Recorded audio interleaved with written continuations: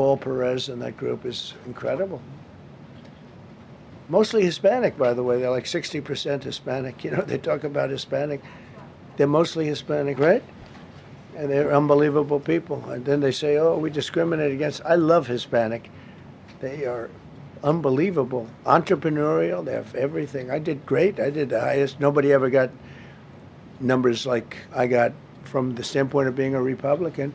But even if you look at Texas, I won the entire border along Texas, between Texas and Mexico. It never happened before. Nobody's ever done that before. I did it. As a Republican, I did it. I love the Hispanic. And they accuse us of all sorts of things. 60% of the people we're talking about, they're the best people we have, and they're Hispanic. The Border Patrol is largely Hispanic. ICE is largely Hispanic. They're unbelievable people. I don't know how they can take the abuse. They're taking rough people like this, like all of them. We have 10,000 at least. I could have done 10,000 of them. You're lucky I only did like 100. And this isn't even the worst of the group. They have murderers. They have some people we can't use their picture for legal reasons, but they're up for murder in their own country. And we jeopardize their case. When we send them back and we coordinate with other countries. A tremendous amount of work. All allowed in here by an open border policy of the worst president in the history of our country. A man that didn't win the election, by the way. It was a rigged election. Everybody knows that now. And by the way, numbers are coming out that show it even more plainly. We caught him. We caught him. So I just want you to know that it's a terrible thing. Here's the book on accomplishments. And this is something, ooh, I'm glad my finger wasn't in that sucker. That could have done some damage, but you know what? I wouldn't have shown the pain. I would have gone back. What, did you hear that? That was nasty. But I would not have shown the pain. I would have acted like nothing happened as my finger fell off. That was a nasty, I think somebody did that. I think it was him. It was my man. How were you? You didn't do it. I know you did. I know you didn't. So, but here's the book. These are all things we have. I'm going to read a few of the samples, but look at this. These are all, each line is something that we did. Nobody did that before. And it's big stuff, too. Look, we have the hottest country in the world. So I will read you a few. We ended Biden's stagflation. We were in stagflation. That's a disaster. That's far worse than inflation. As you know, he had the biggest inflation in the history of our country. They say 48 years. Pick your choice. But they had the biggest inflation in the history of our country. We have it right down to a normal number now. We're going to get it even a little bit lower.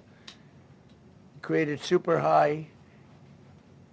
What we've done with growth is incredible. We created super high economic growth, and America is booming. It's booming. There are thousands of businesses right now that are being built. Many of the biggest factories in the world are being built right in our country. They're not going to other countries. They're leaving other countries. Fourth quarter GDP is on track to pass perhaps much more than 5% growth, and that's despite the fact that we had a Democrat shutdown. They shut down our country, and we had 5%. Nobody in this room has ever heard about 5%. I think it could be 20% if we do it right. If we don't, every time we have good numbers, they raise interest rates. You shouldn't do it. In the old days, if you had good numbers, they'd lower interest rates, or they wouldn't do anything. Here, they try and kill it. They always try and kill success. Over the last 20, 25 years, that's the way. In the old days, if you had good numbers, the market would go through the roof. Today, if you have good numbers, the market goes down. But by the way, we've had the best stock market in history, the best 401ks in history, and we inherited a mess. The numbers that we inherited were way up, and now we brought them, almost all of them, way down. We brought them way down. I mean, I'm not getting, maybe I have the bad public relations people, but we're not getting it across. We inherited high numbers, and we brought them way down. And look at gasoline. They have places in the country now, $1.99 a gallon. $1.99, $2.30, $2.50. I guess the average now they're saying is 231. I mean, he was at $4.50 and $5 for periods of time. And he went back to the Trump formula, but he didn't do it properly, and he really went back to parts of it because you would have had $8 gasoline if they didn't. But he didn't do it properly. He had people that didn't know what they were doing. Core inflation for the last 3 months is 1.6%. 1.6. Their core inflation was so high that nobody could even calculate it. Under Biden, real incomes declined $3,000. Think of that, $3,000. That's a year. In 12 months, Trump real incomes went up by $2,000 and $3,000 and even in some cases $5,000. It's a tremendous difference. Stock market has set 52 all-time record highs during the course of the 11 months, because this was done on 11 months. Now we are actually officially 12 months as of today. 52 all-time record highs. That means 401ks did great. I have people see me all the time, policemen that guard us really well, and got to know them a little bit. And they said, "Sir, you're making me look so good. My 401k is through the roof. My wife thinks I'm the greatest genius, that I'm a financial genius, like Warren Buffett." He told me that. He said, I think they have better returns than Warren Buffett right now. But he said, all my life, my wife has been criticizing me for not being smart financially. Now, all of a sudden, she loves me more. But we added $9 trillion in value to retirement accounts, saving many people. I mean, they were going out of business. Think of it. We added $9 trillion of value to retirement accounts, savings accounts, and 401ks.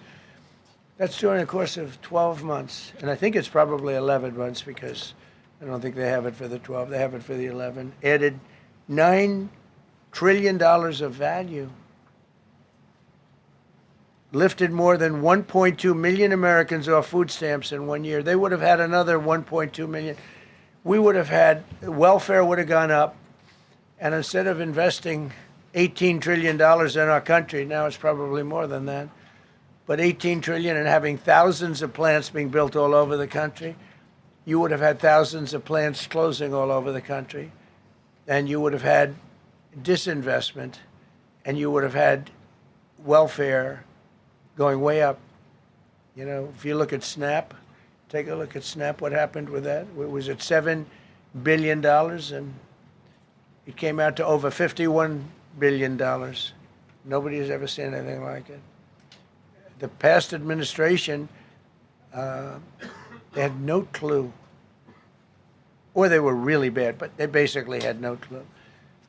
But they did have a concept. I mean, they're still trying to sell the idea of men playing in women's sports. You saw that in the Supreme Court.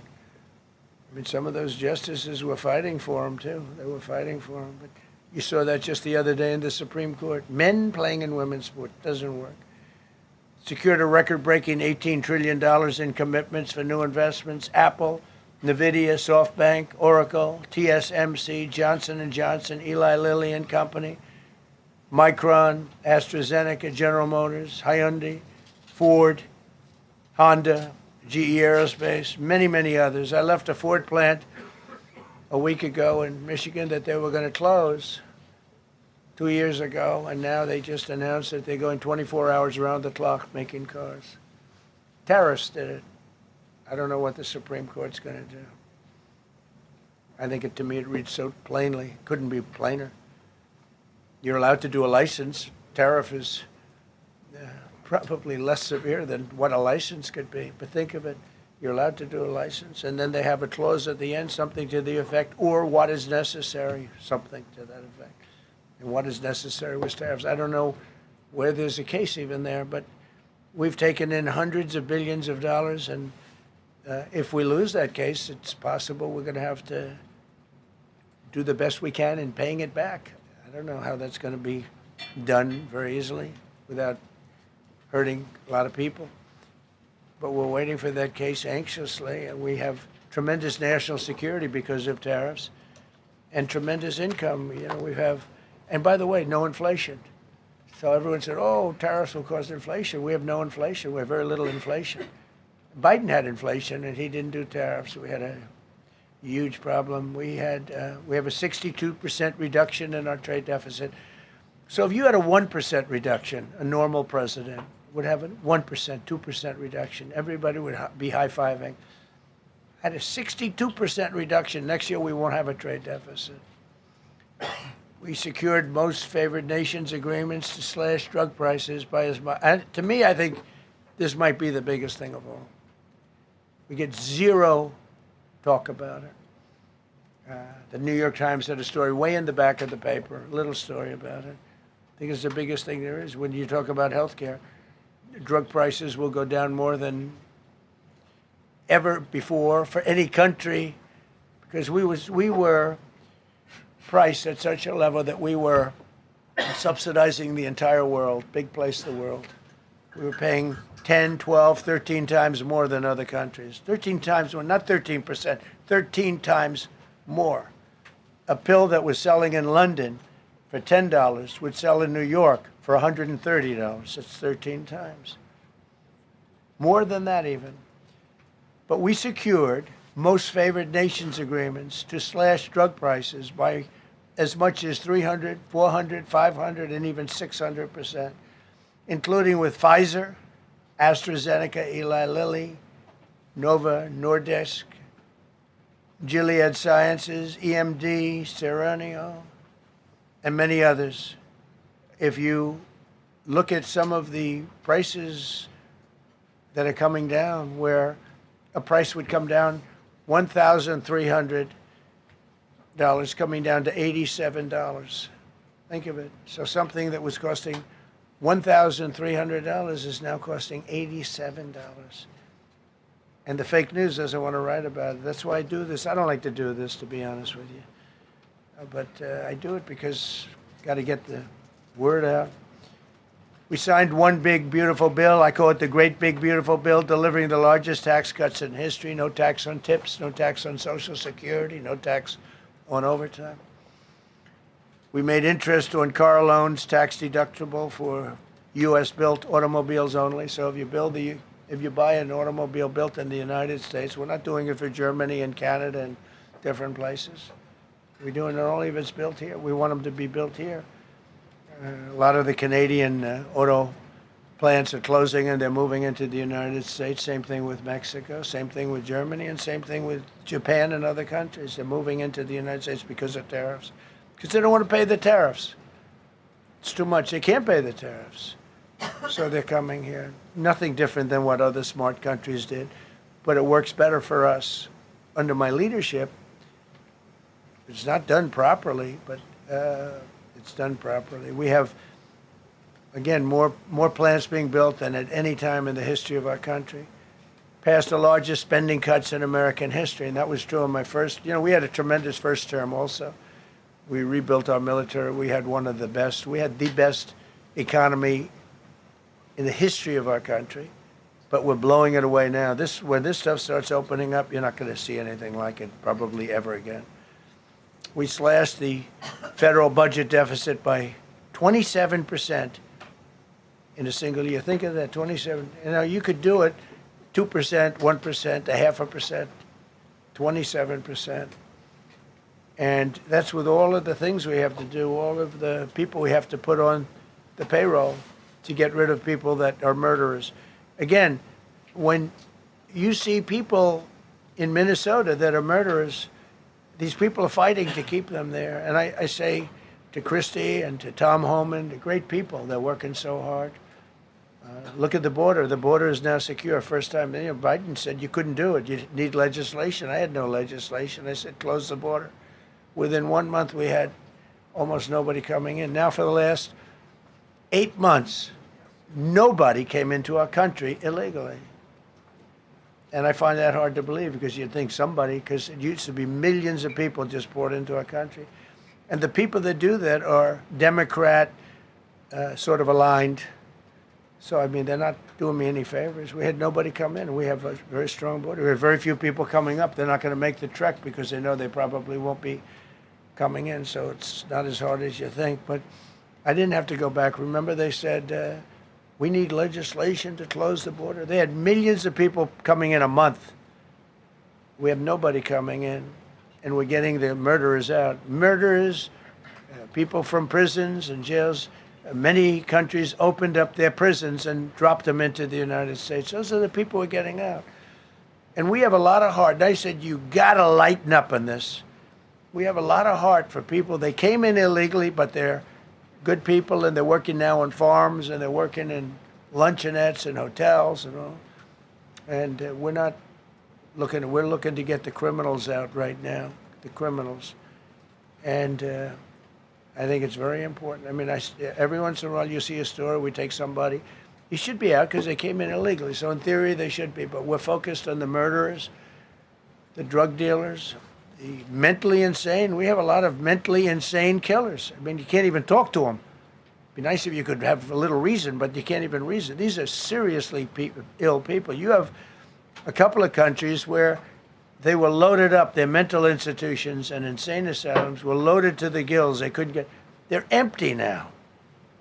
But they're filling up because we're bringing them all back. We know where they came from. And every country accepts them. You know, under Biden, they wouldn't take, they had so little respect that they'd bring them there and they wouldn't take them. They said, get the hell out of here. They would be bringing a plane in to land in a country, and they'd put 5 planes on the runway so you couldn't land the plane. So they'd come back with the people that they were bringing back. They don't do that with me. They do that with me, they have problems. They don't do it. They accept them back. They're not happy about it, but they accept them back. Cut a record number of regulations. I promised to eliminate 10 old regulations for every one new regulation. Instead, we cut 129 old regulations for each one added. Think of that. I wanted to do 10. In my first 4 years, I did. When we put on a new regulation, you had to cut 8. This year, I said you have to cut 10. Instead, we cut 129. So every time, so far, can't remain like that, I don't imagine. I hope I can, because we have so much wasted regulation, stupid regulations. Regulations where they go by California, which is a disaster state, with a governor that truly is doing a bad job. He's killing that state. If he ever ran the country, this country would be Venezuela very quickly. Using tariffs slash the U.S. trade deficit by an incredible 77%. The trade deficit is down, and that doesn't include the last month where we had our best month. We slashed the trade deficit by an incredible 77% in 1 year with no inflation, something that everyone said could not be done. So we had essentially no inflation. In fact, the last month we had almost no inflation. But we slashed the trade deficit by 77%. If you slash it by 1%, that was good. Again, we did that with tariffs and intelligence. We did that with November 5th, great election. We secured historic trade deals to reduce barriers on U.S. exports with countries covering 40% of all U.S. trade. Think of that. American exports are up by more than $150 billion this year. People said, oh, we're not exporting. All we do is buy. If you keep buying, you're not going to have a country for very long. So we increased exports by more than $150 billion.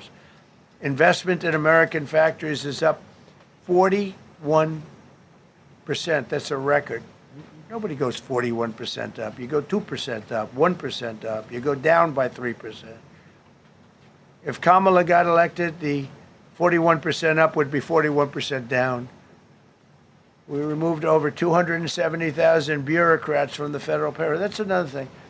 So we have, we announce our unemployment numbers, call it unemployment or employment. And they were very good, but we could make them great. But we've slashed tremendous numbers of people off the federal payroll.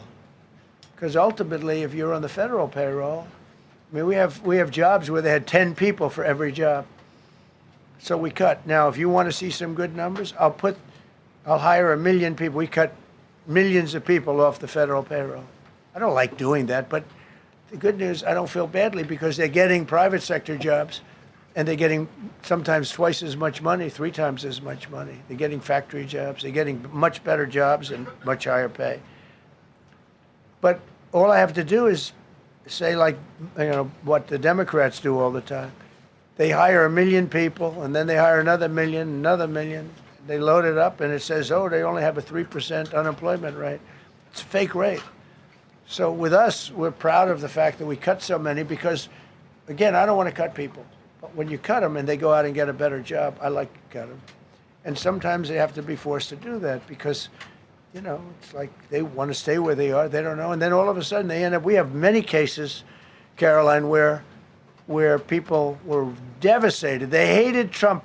I got caught from my very boring federal job where they had, again, sometimes 10 people to do one job.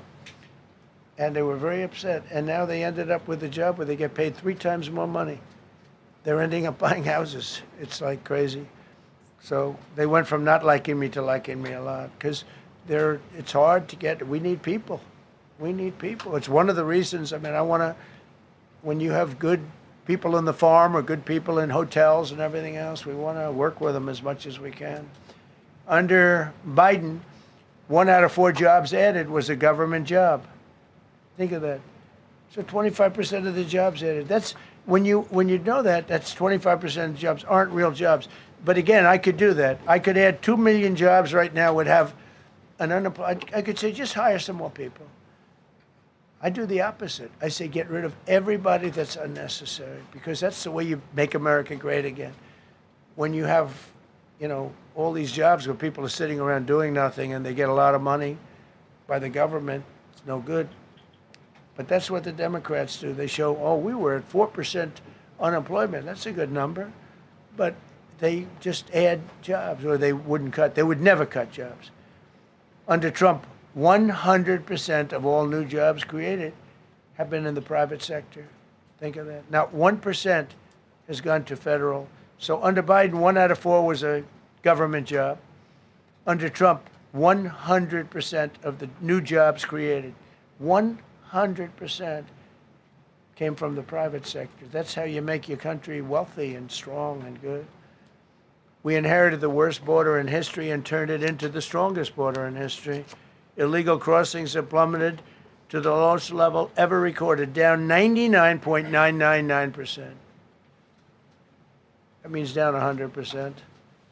99.999. I want to find out who that one person is. For 8 months in a row, 0, and these are government numbers, these are not my numbers. For 8 months in a row, 0 illegal aliens were admitted to our country. 0.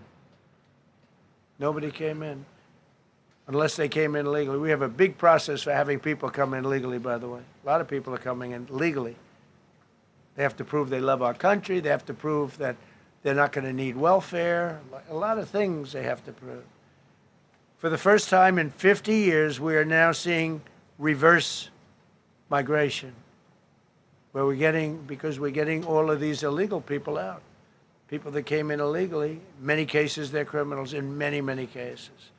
Remember when they used to say that the people that come into our country as immigrants are very nice people, they're wonderful people, they don't commit crime. No, they make our criminals look like babies. They make our Hell's Angels look like the sweetest people on earth. The Hell's Angels are now considered a nice, high-quality person. I like the Hell's Angels. They voted for me. They protected me, actually, believe it or not. But they make our criminals look like babies. These are some of the most vicious people anywhere in the world. They came from the Congo. The prisons, I know the Congo because I ended the war with the Congo and Rwanda. Tough group, very tough group. They came from prisons in the Congo. Some of the toughest, meanest people you'll ever meet. Thank you very much. They allowed them to come into America. These are tough people. Before my election, 100% of net job creation was going to foreign migrants. Since my inauguration, 100% of the net jobs created have gone to American-born citizens. That's a big thing. In other words, we're now taking care of our people. 100% of net jobs created have gone to the American-born people. Before that, we didn't care. Designated Tren de Aragua, MS-13, and the Mexican drug cartels as foreign terrorist organizations, and we've hit them hard. You've seen what we've done on the water. We're starting to do that on land. The land is much easier, actually. Water is incredible. We did that on the water so that when you do it on the land, they don't go to the water. Nobody's going into the boat business right now, I can tell you. 97% down drugs coming in by water. 97%. Nobody ever heard of that before. They heard 2%, 1%. It went up 2%. 97, and we're looking for the 3%. Who the hell are the 3%? They're crazy. But we've taken out almost 100% of the drugs coming in by water. Now we're going to be very shortly starting drugs coming in by land. We know exactly where they're coming from. Remove tens of thousands of illegal alien gang members, drug dealers, murderers, child predators, human traffickers, fraudsters, savage criminals, and others. We removed them from our country. They're out. They're gone. In some cases, they're so dangerous that we put them in jail because we don't want to give them to their country. Their country doesn't do anything, and they end up coming back. We have some that they're so bad that we don't want to really release them. We want to put them in a jail where we know they're properly ensconced. Think of that. Remove tens of thousands of illegal alien gang members, drug dealers, murderers, child predators, human traffickers, fraudsters, and savage criminals. Why wouldn't you want them removed? The reason is because these are insurrectionists that are doing this work. And, you know, they're going to make mistakes sometimes. ICE is going to be too rough with somebody, or, you know, they're dealing with rough people. They're going to make a mistake. Sometimes it can happen. We feel terribly. I felt horribly when I was told that the young woman who was had the tragedy. It's a tragedy. It's a horrible thing. Everybody would say, ICE would say the same thing. But when I learned her parents, and her father in particular, I hope he still is, but I don't know, was a tremendous Trump fan. He was all for Trump, loved Trump. And, you know, it's terrible. I was told that by a lot of people. They said, oh, he loves you. He was I hope he still feels that way. I don't know. It's a hard situation. But her father was a tremendous, and parents were tremendous Trump fans. It's so sad. It just happens. It's terrible. Halted all refugee admissions to the United States, including from Somalia, which is a terrible, terrible place, another dangerous place. And we also stopped the pirates because they get the same treatment as the drug boats. So in Somalia, the Somalians, you know what they're good at? That's about the only thing they're good at is they're good at pirating ships at sea, big ships. So you have a huge oil tanker with millions of gallons, millions of barrels of oil. And if it gets hit by a big weapon, the whole thing blows up. And they don't want to fight because if they do, they're told by their insurance companies, do not hand over the ship. And they're not allowed to have any guns on the ship. They're literally, you have these massive ships being taken over by a Somalian small boat with a big weapon. Because if they hit the side of the ship can blow up. I mean, you talk about a blow up. Bad. We've seen some bad things happen. And the insurance companies, some of these ships cost more than $1 billion to build. And the insurance companies say, look, we'd rather give them money than take a chance on $1 billion insurance policy. But they don't have to worry about it because we hit them the same way we hit the people with the drugs in their boat. They don't know what the hell happened. But all of a sudden, there are no pirates at sea. Do you notice? We haven't had a boat taken in a little while. Came out of Somalia, really corrupt place. It's not a country. They don't have government. They don't have anything. I always hate to see this. Ilhan Omar, she comes from Somalia, a backward country, probably the worst country. They say it's the worst country in the world, if it's a country. I don't even think it's a country. There's no organization, no anything.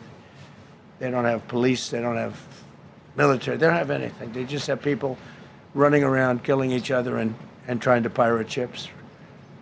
But she'll come here, comes, and then she wants to tell us how to run our country.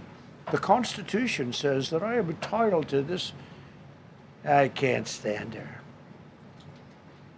Terminated all taxpayer-funded benefits for illegal aliens and kicked 275,000 illegals off of Social Security. They were illegally getting Social Security.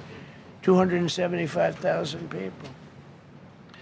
I'm telling you, it's not that this is pleasurable, but if I were an elected president, this country was going to be destroyed quickly, very quickly. I think within a year, if you had Kamala or a Joe type. I mean, Joe was a disaster, but if you had Kamala, he was the replacement.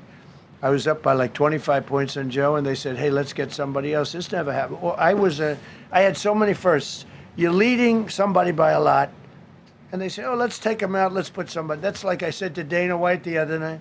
I said, you know, Dana, it's like you have a fighter, two fighters. One guy is winning by a lot, and they say, oh, let's take this guy out, let's put a new fighter in the ring with him. That's what happened to me. I was doing great with Biden. The whole campaign was against Biden. All the money was spent against Biden, and all of a sudden I got Kamala. Everyone said, who the hell is she? But that didn't work out too well for them, but never happened before. We are about lots of firsts.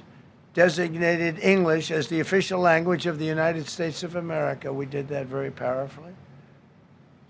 And while we're at it, we also took the Gulf of Mexico, and now it's the Gulf of America. Because we have 92% of the shoreline. It always bothered me. I'd say, you know, we have most of the shoreline. Mexico has a small percentage, talks about 8%. We have 92%. And I said, why is it the Gulf of Mexico? It should be the Gulf of America. I was going to call it the Gulf of Trump, but I thought that I would be killed if I did that. I wanted to do it. I wanted to. My people worked so hard. Sir, I don't think it'll look too good. I'm telling you, it's a good thing. And it'll be hotter than ever, I said. No, but I decided not to do that. I'm joking, you know, when I say that. I was not going to call it the Gulf of Trump. Because tomorrow it'll be, Trump wanted to call it the Gulf of Trump, but he was rebuffed by his people. My people don't rebuff me too much. The Gulf of Trump, that does have a good ring, though. Maybe we could do that. It's not too late. No, we have the Gulf of America now. It's great. Our country is proud for the attack on Venezuela, the attack on the Iran nuclear capability, wiped it out. I mean, first administration, Soleimani, the father of the roadside bomb, al-Baghdadi, the father of ISIS, who was rebuilding ISIS. We wiped them out. Done a great job. Signed an order that will end birthright citizenship for children of illegal migrants. You know, that case is in court right now. That case was meant for the children of slaves. All you have to do is look at the years. Look at the years where the cases were filed and where the decisions were made. They were right at the end of the Civil War. They're trying to say that, you know, in China's making a big business out of that. They come to the country, they have a child, the American citizen, they get all the benefits. It had nothing to do with that. That was for the children of slaves. And I hope the Supreme Court so rules. Designated fentanyl as a weapon of mass destruction. It is. We lost, I believe, 300,000 people this year. 300,000 people. That's like filling up one of those big football stadiums 5 times. It's not even believable. I mean, you could be in a war and you wouldn't lose that many people. So we designated fentanyl a weapon of mass destruction. Conducted numerous successful military strikes against narco-terrorists operating in our hemisphere, including the water strikes. Drugs brought in by ocean. So I told you that we're down by, I mean, close to 100%. It's hard to get somebody to pilot those boats. Very hard. They have to be people that don't watch television, don't read the news. And we just blew up their facility. They had a docking facility where the drugs were stored. And now we have a great relationship with Venezuela. We're getting along fantastically with the leadership in Venezuela, so we wouldn't have to do that. This was done before the attack. But we captured and brought to justice the outlaw dictator of Venezuela, Nicolas Maduro, who, through drugs, killed millions of people in our country. Tremendous drug dealer. Also sent millions of people into our country, including Tren de Aragua, the worst gang. They say it's the worst gang in the world. They took over parts of Colorado.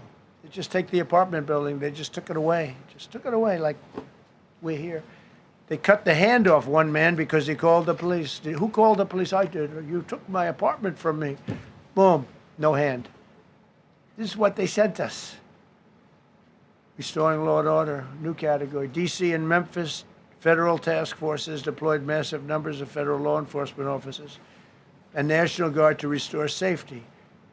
Crime down in D.C. is almost down to nothing.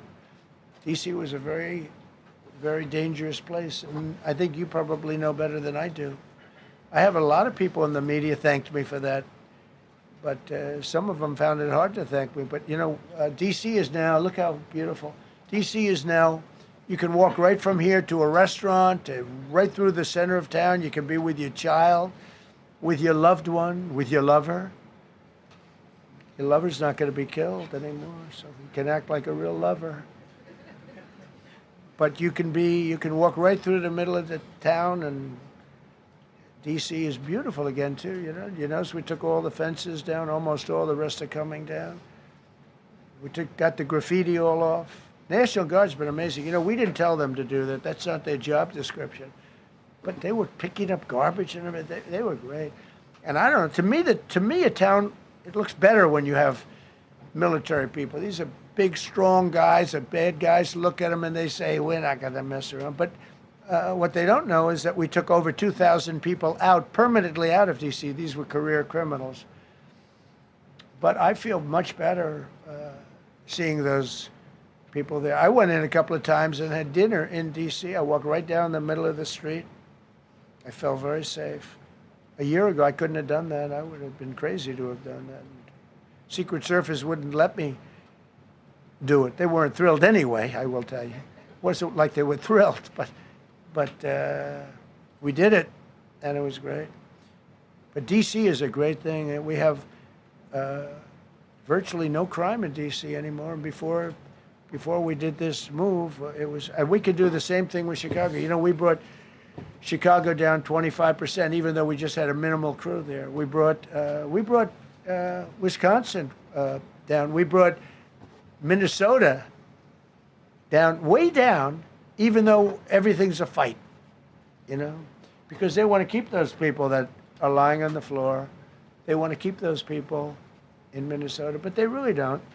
I don't think the real people of Minnesota, it's a very corrupt place, and the elections are totally corrupt. I feel I won it all 3 times. Nobody's won that state since Richard Nixon. It's a rigged state. And the Somalians vote as one group, even if they're not citizens, and they vote as one group, and, you know, you get 600,000 votes against you. They all ought to get the hell out of here. They're bad for our country. Nationwide achieved the largest reduction in violent crime on record. So this just came out. Nationwide, over the last 11 months, achieved the largest reduction in violent crime on record, including the largest one-year drop in murders ever recorded. Almost 2,000 lives were saved. That's despite the fact that we took in criminals under the leadership of the Democrats and Joe Biden. More motor vehicle theft is down by 100,000 vehicles nationwide. That's another. Nationwide, the motor vehicle theft was out of control, and now it's very much in control. It was down by more than 100,000 vehicles to a record low. Began the process of eliminating cashless bail policies across the nation. You got to get rid of your sanctuary cities, and I hope our people know that we're not going to pay sanctuary cities. We're not going to pay them anymore. They are sanctuary for criminals. They hold criminals. We're not going to pay. They can sue us, and maybe they'll win. But we're not giving money to sanctuary cities anymore as of the beginning of the month. We began the process of eliminating the cashless bail. Well, cashless bail is where it all started. It's a disaster.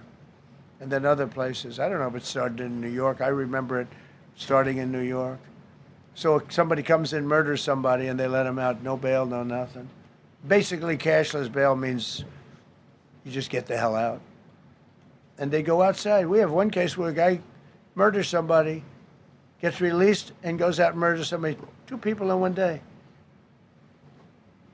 No, we got to get rid of cashless bail. They got to pay, got to have bail. There's a reason for bail, long tested. Signed an executive order to bring back mental institutions and insane asylums. We're going to have to bring them back. Hate to build those suckers, but you got to get the people off the streets. You know, we used to have, when I was growing up, we had in my area in Queens, I grew up in Queens, we had a place called Creedmoor. Creedmoor, did anybody know that? Creedmoor. It was a big, I said, Mom, why are those bars on the building? I used to play Little League baseball there, a place called Cunningham Park. Who's quite the baseball player, you wouldn't believe. But I said to my mother, Mom, she would be there, always there for me. She said, son, you could be a professional baseball player. I said, thanks, Mom. I said, why are those bars on the windows? Big building, big, powerful building. It loomed over the park, actually. She said, well, people that are very sick are in that building. I said, boy, I used to always look at that building and I'd see this big building, big, tall building. It loomed over the park. It was sort of, now that I think it was a pretty unfriendly sight. But I'll never forget, I don't know if it's still there, because they got rid of most of them, you know, the Democrats in New York, they took them down, and the people live on the streets now. That's why you have a lot of the people in California and other places, they live in the streets. They took the mental institutions down. They're expensive. But I'd say, why does that building have those bars? Boy, it wasn't normal. You know, you're used to looking at like a window. But this one, you look at it, all this steel, vicious steel, tiny windows, bars all over the place. Nobody was getting out. It's called a mental institution. That was an insane asylum. Designated Antifa as a domestic terrorist organization, and many others. It is. America is respected again on the world stage. That's another topic. Obliterated Iran's nuclear enrichment capability, and Operation Midnight Hammer was one of the most successful anyone's ever seen. CNN fake news. I don't know where they are. CNN. Anybody from CNN here? Fake news. Nobody wants to raise their hand anymore. They used to, oh, here. Now if you're with CNN, you don't raise your hand. But they said, well, maybe it wasn't that successful, which I really was angry because these pilots took their life in their hands. 2 o'clock in the morning with no moon, dead dark, guns shooting at them. They went in with those beautiful B-2s, and every single bomb went down an air shaft and obliterated it. And CNN came out and said, well, maybe it wasn't, by a scam writer who wrote, you know, fake stories, a lot of fake stories on other topics, right? Because when we did it, we said, that's a terrible thing. You know, the pilots came back and they said, we hit everything. They did a great job. Then on top of that, we launched from a submarine about 30 Tomahawks on top of everything else. The place was obliterated. CNN said, well, maybe it wasn't that bad. Turned out it was worse than it was. You know who could tell you that? The Iranians would tell you that. Because if they do anything, they're going to have to start a brand new place. But they did an amazing job. It was like what we did with Venezuela. I mean, nobody's ever seen a military operation like that. Ended 8 unendable wars in 10 months. These were unendable wars. Cambodia and Thailand fighting for years. Kosovo and Serbia. The Congo and Rwanda. Pakistan and India, they were really going at it. 8 planes shot down. They were going to go nuclear, in my opinion. The Prime Minister of Pakistan was here, and he said President Trump saved 10 million people and maybe much more than that. They're both nuclear countries. Israel and Iran. Egypt and Ethiopia were going to fight over a dam, and I got them to stop. I still got to work it out, because they put a dam up in Ethiopia that stops the flow from a little river called the Nile. I always think of the Nile being in Egypt, you know, beautiful Nile with the pyramids, but They put a dam up. You know who paid for the dam? The United States of America. It's the biggest dam, I think, in the world. They put a dam up. I said, how did you let that happen? Why would we have done that? We financed it. This country would, I don't know. Maybe it was a Republican president, but I don't think it was. I think it was a Democrat. But what a terrible thing. So Egypt basically is, they don't have enough water in the Nile. And they use that for a lot of things, including entertainment and travel and tourism and everything. I mean, I don't know. They got a big dam. I got to work that one out now, too. Armenia and Azerbaijan, President Putin told me, I cannot believe you settled that war. I've been trying to settle that war for 10 years. Armenia and Azerbaijan, they were fighting it for many, many years. And I ended up getting the heads of the both countries in my office. Beautiful Oval Office, much more beautiful now than it ever was. And one sat at one side of the other. He said, you know, I've been the head of Azerbaijan for 22 years, and for 22 years I've been killing his people. And the other gentleman, and both very good guys, said, I've been here for 7 years, and for 7 years I've been killing his people. And they started over there, and within an hour they were next to each other, and by the time we ended, they were hugging each other, and it's been a great peace, you know? Should have gotten the Nobel Prize for each war, but I don't say that. I say millions and millions of people. And don't let anyone tell you that Norway doesn't control the shots, okay? It's in Norway. Norway controls the shots. They'll say, we have nothing to do with it. It's a joke. They've lost such prestige. That's why I have such respect for Maria doing what she did. She said, I don't deserve the Nobel Prize. He does. When she got it, they said, wow, that's amazing. I thought President Trump would get it. President Trump deserves it. He ended up 8 wars. How nice, right? Good woman.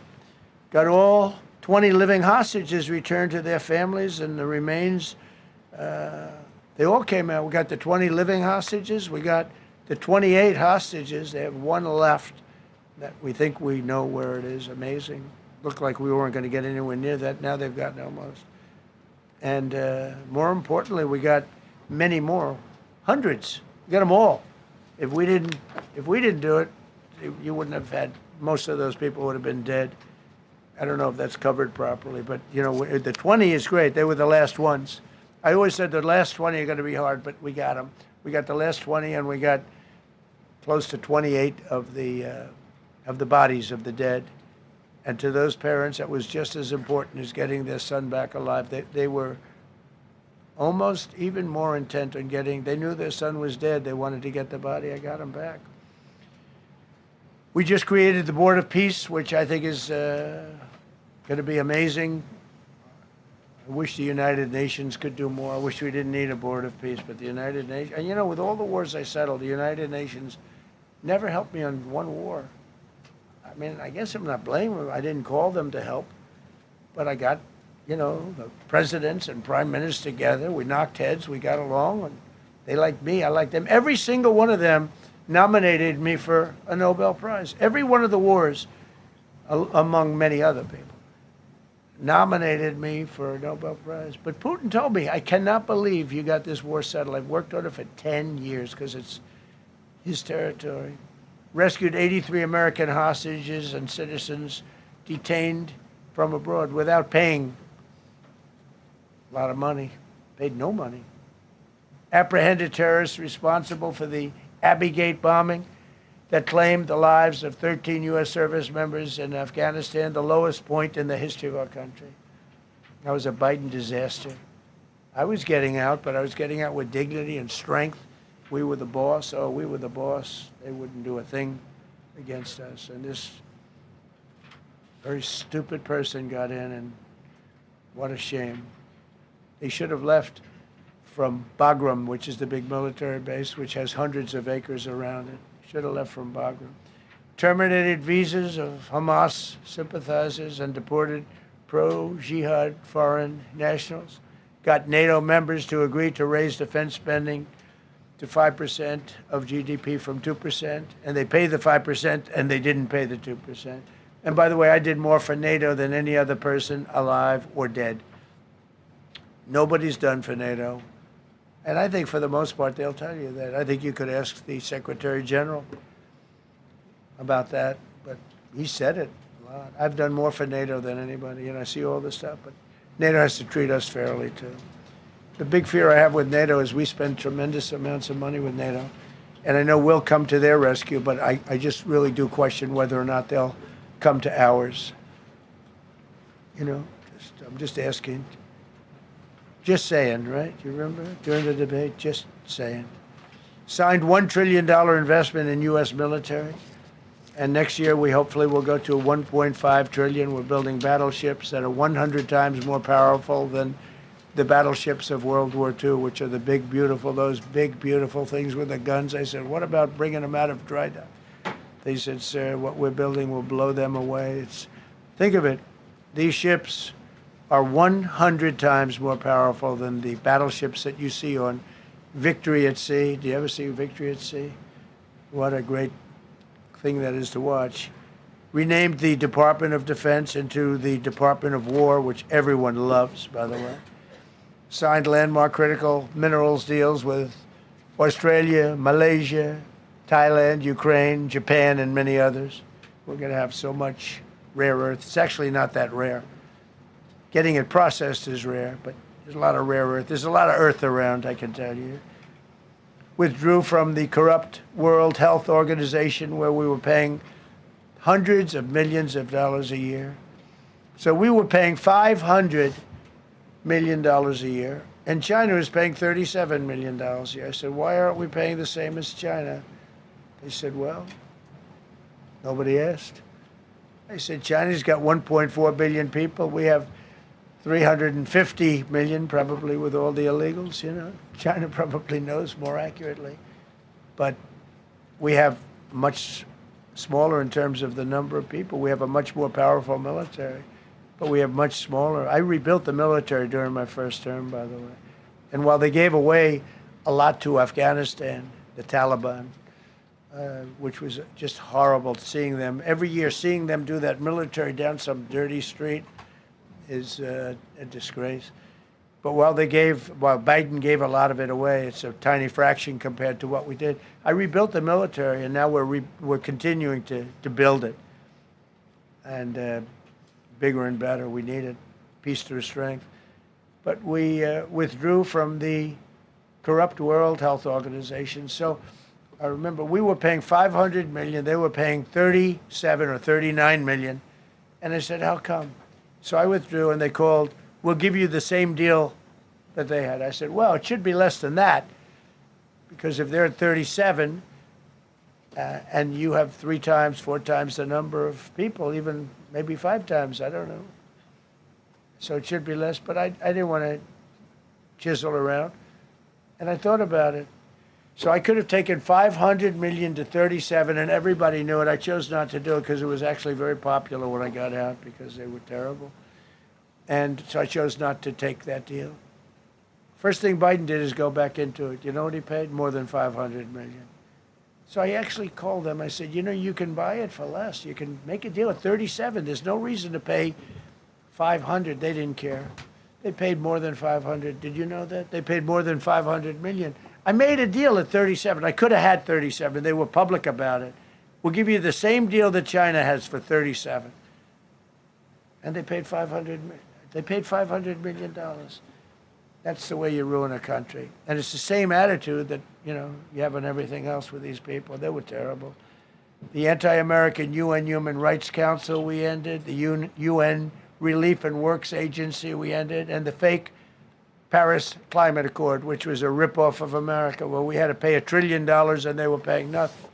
China didn't kick in until 2035. We kicked in immediately. We were supposed to pay $1 trillion. Russia went to a standard of 1991, which was a dirtier standard. But we had to pay top dollar. So I terminated that. Another Rick. We ended the woke lunacy and restored common sense, abolished all discriminatory diversity, equity, and inclusion DEI policies throughout the federal government and the private sector. They're gone, everybody. They're gone. Terrible. terminated the Green New Scam, and ended the insane electric vehicle mandate. I love electric vehicles. That caused me a little problem with a man named Elon. But he understands, and he's a good guy. We get along, but I said, Elon, we can't have all electric cars. We just can't do it. I like the electric cars. I like his car. But in particular, I like his car. But we can't do that because some people don't want an electric car by 2030. And to build the power stations all over the country would have cost $4 trillion. $4 trillion. That's more than any country has. If you got China, the United States, and everyone, you couldn't do it. And it would have taken years. And yet they were supposed to be switching over electric vehicle mandate. Some people don't like electric cars. Some people want hybrids. Some people want regular gasoline-powered cars. We have more gasoline than anybody. And now with Venezuela, we have 62% of the market when you include Venezuela.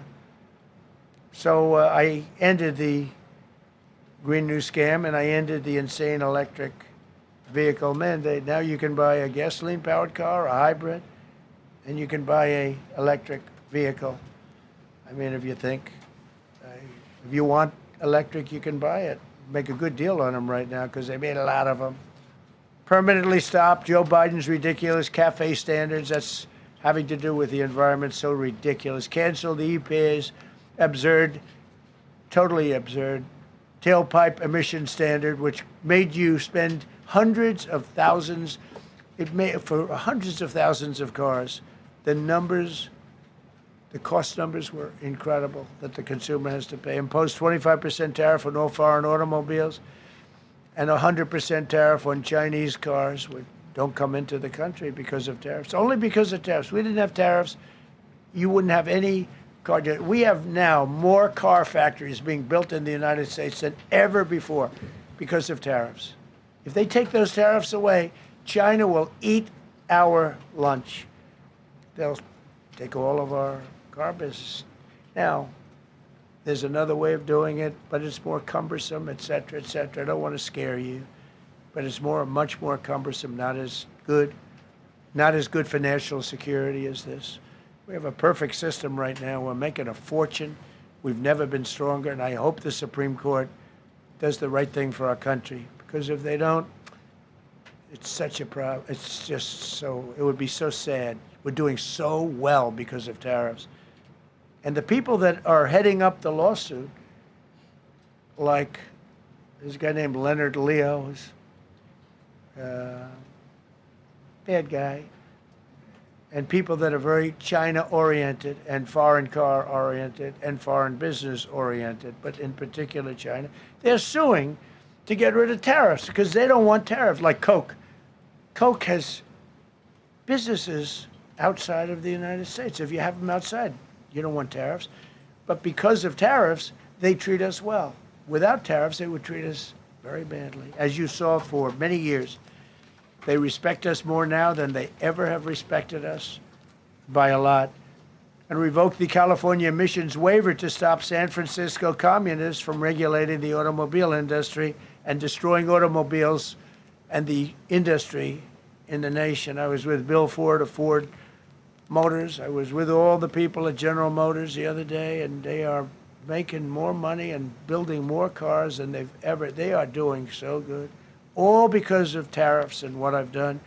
And they're building their plants all in the United States. Reopened Anwar for drilling. That's a big deal. Launched a massive Alaskan pipeline project to export natural gas to Asia. We made a deal with South Korea and with Japan that gives us money, the likes of which nobody's ever seen before. Signed executive orders to end Biden's war on coal and I say clean, beautiful coal. I never say the word coal. It has to be preceded by the words clean, beautiful coal. And put miners back to work. The miners love Trump. I think I got 100% of their vote. We banned transgenders from the military. We don't want transgender in the military. Ordered reinstatement of patriots expelled from our military with full back pay. So we had some people that were terminated, and they're coming back into our military. Fired the woke boards of visitors at our military service academies. The boards of visitors were run by radical left, maybe communists, maybe not, but they were still heavily radical left, and they were bad for us. Signed an executive order to remove anti-American propaganda from federal museums and national parks. Required the federal employees to return to work in person or be fired.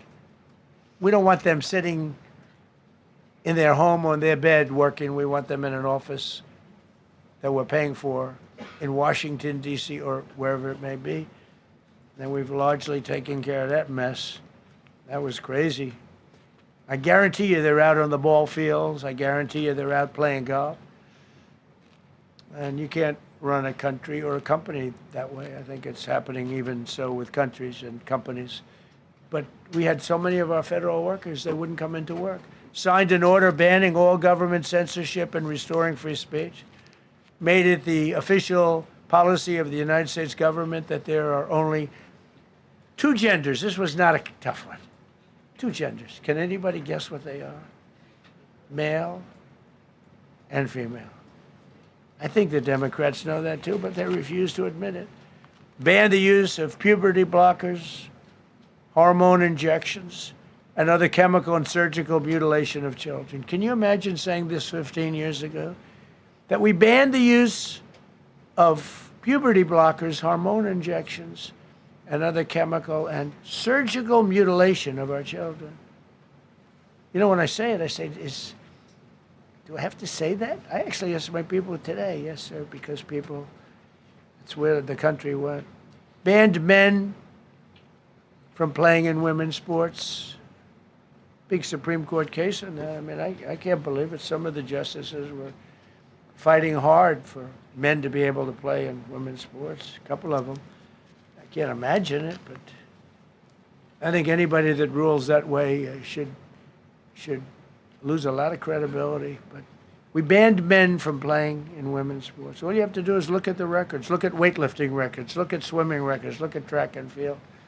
It's not fair. It's very demeaning to women.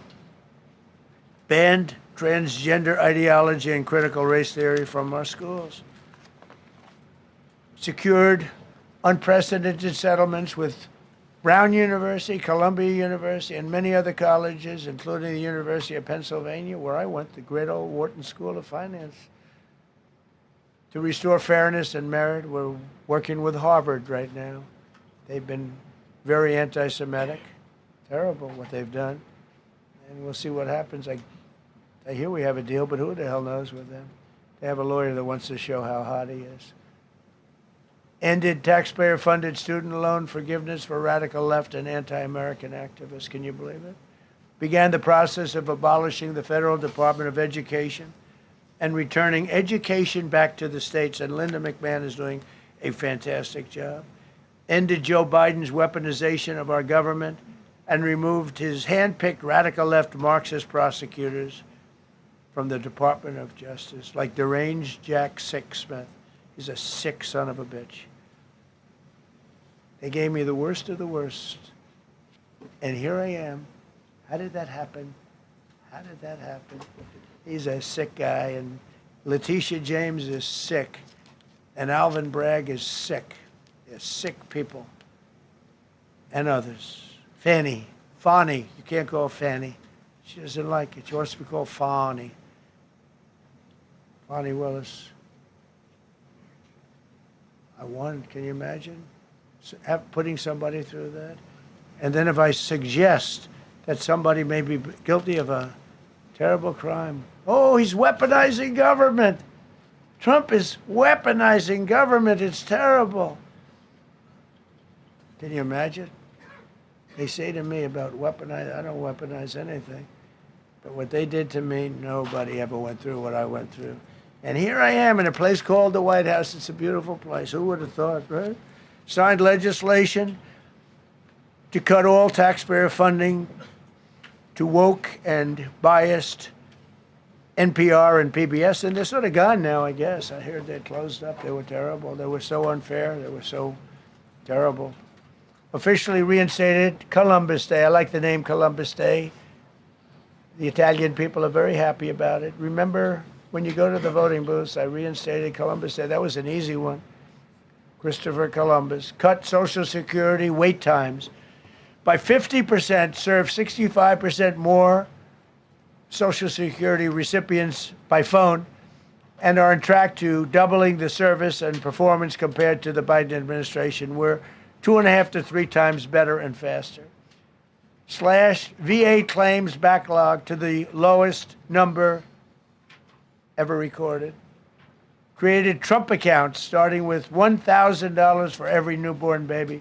This is something that's become so popular. And I give Mr. and Mrs. Michael Dell Computer, who put in $6.25 billion, started with nothing, and he actually invested all that money to give to kids so that when they grow up, they have an account that might be worth a lot of money. It'll be riding with the markets, and you know they can, at 20 years old, 21 years old, they could have $100,000. They could have a lot of money. That's going to be amazing. But I give a lot of credit to Mr. and Mrs. Michael Dell. Signed an AI executive order to ensure the United States dominates the future of artificial intelligence. So we're leading China. We're leading the whole world. We're producing more electricity than we ever have because I'm allowing every one of those plants to build their own electric facility. We're giving them very, very fast approvals, unlike Los Angeles with the fire. So the federal government, I want to give a lot of credit to Lee Zeldin. The hardest approval for the 20,000 houses or more that burned down in Los Angeles because they didn't have the water. They didn't allow the water to come down from the Pacific Northwest. They routed the water into the Pacific Ocean. So we had no water there. No, he had. I would say open up the water. Open it up to the governor, to the mayor.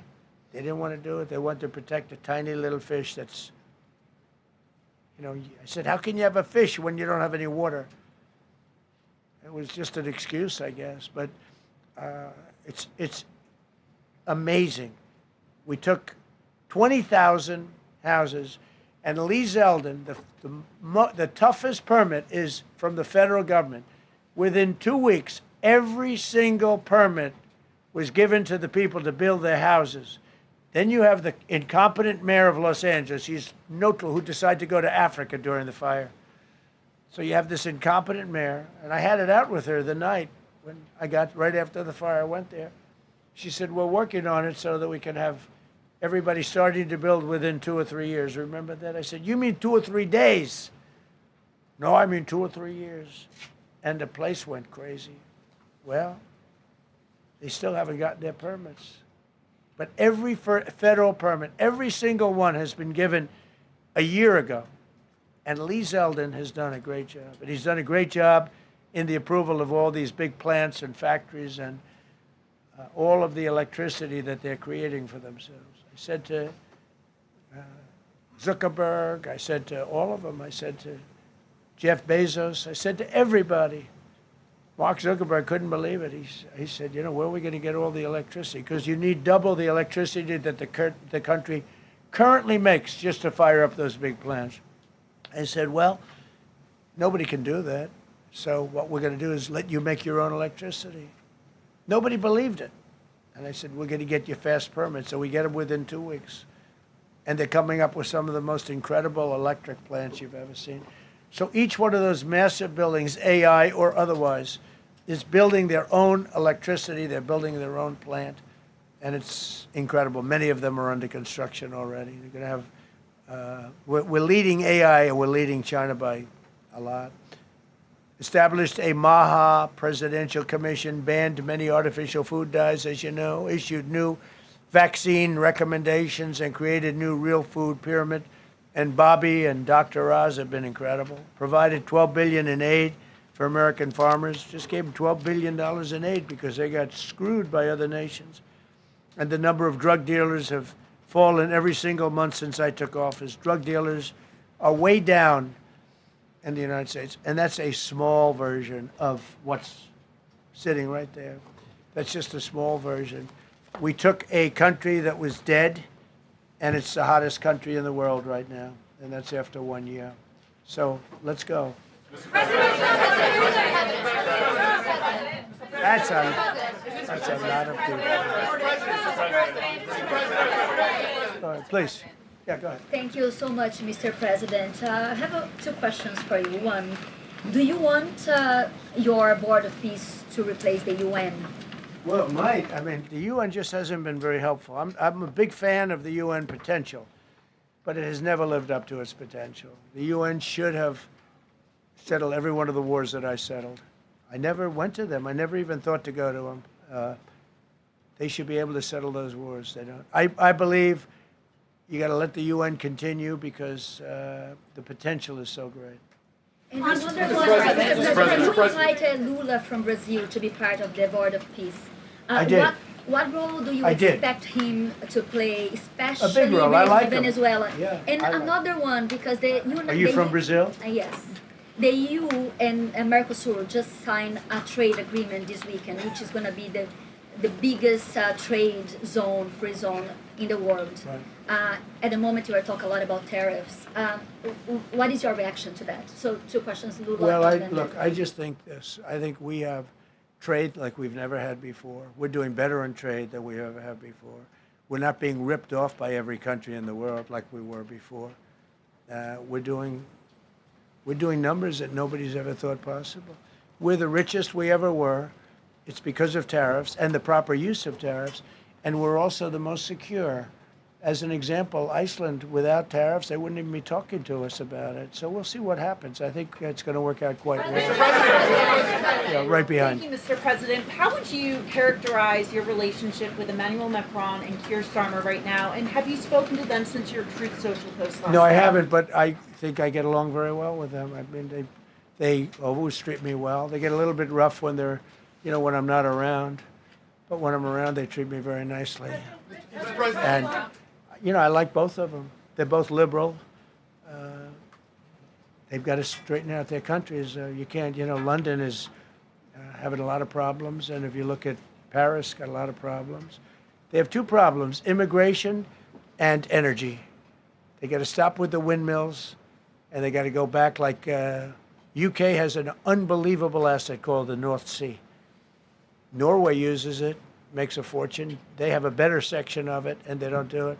They could straighten out their countries, and it would be good. But I get along very well with them. You told Norway's Prime Minister Are you from Norway? No. You look like you would be from Norway. She looks like she's from Norway. Go ahead. You told Norway's Prime Minister that you not winning the Nobel Peace Prize made you feel less obligated to think purely of peace. Well, I lost a lot of respect for Norway. And I believe very affect strongly that Norway controls the Nobel Prize. But you have to understand, I settled 8 wars. I've had every one of those wars, every participant wrote, I didn't ask them to do it. They sent in strong they make recommendations for that. But I settled 8 wars. No president's probably ever settled 1 war. I don't know, think of it. I did 8. The reason I do it is because it's easy for me to do. And I didn't do it for a Nobel Prize. I did it because I'm saving a lot of lives. I'm trying to settle the final one. I'm trying to do Russia-Ukraine. And when Russia's ready, Ukraine's not. When Ukraine's ready, Russia's not. But they're losing 25,000 people a month on average. And I'm trying to get that one done. But no, I feel that Norway has tremendous control over who gets the Nobel Prize, despite what they say. How far are you willing to go to acquire Greenland? You'll find out. Mr. President, Kevin Hassett has said that those $2,000 tariff rebate checks would be up to Congress to decide whether or not to disperse that. Do you agree with Kevin Hassett on that, or do you think you can do that unilaterally? No, I don't think we would have to go the Congress route, but we'll find out. The reason we're even talking about it is that we have so much money coming in from tariffs that we'll be able to issue at least a $2,000 dividend and also pay down debt for the country. But we'd do a $2,000 dividend to the people of our country. We would probably set a limit of, income limit where it made sense. But we will be able to make a very substantial dividend to the people of our country. I believe we can do that without Congress. Last night on Truth Social, you said that the British plan to hand the base at Diego Garcia over to Mauritius and then rent it back was an act of great stupidity.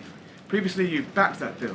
Is it now your position that the deal should not go ahead? I think that they, when they originally were going to do it, they were talking about doing some concept of ownership. But now they're looking to essentially just do a lease and sell it. And I'm against that. It's a reasonably nothing like Greenland, but it's a reasonably important area of the globe.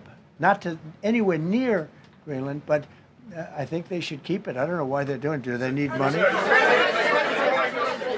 Mr. President, with your support to the Syrian government, most probably you avoided another civil war and a bloodshed in Syria, especially after the fall of the regime. I did a good job. I did a good job. And, the Syrian government, the last 2 weeks, had to use some force to implement its force on specific areas.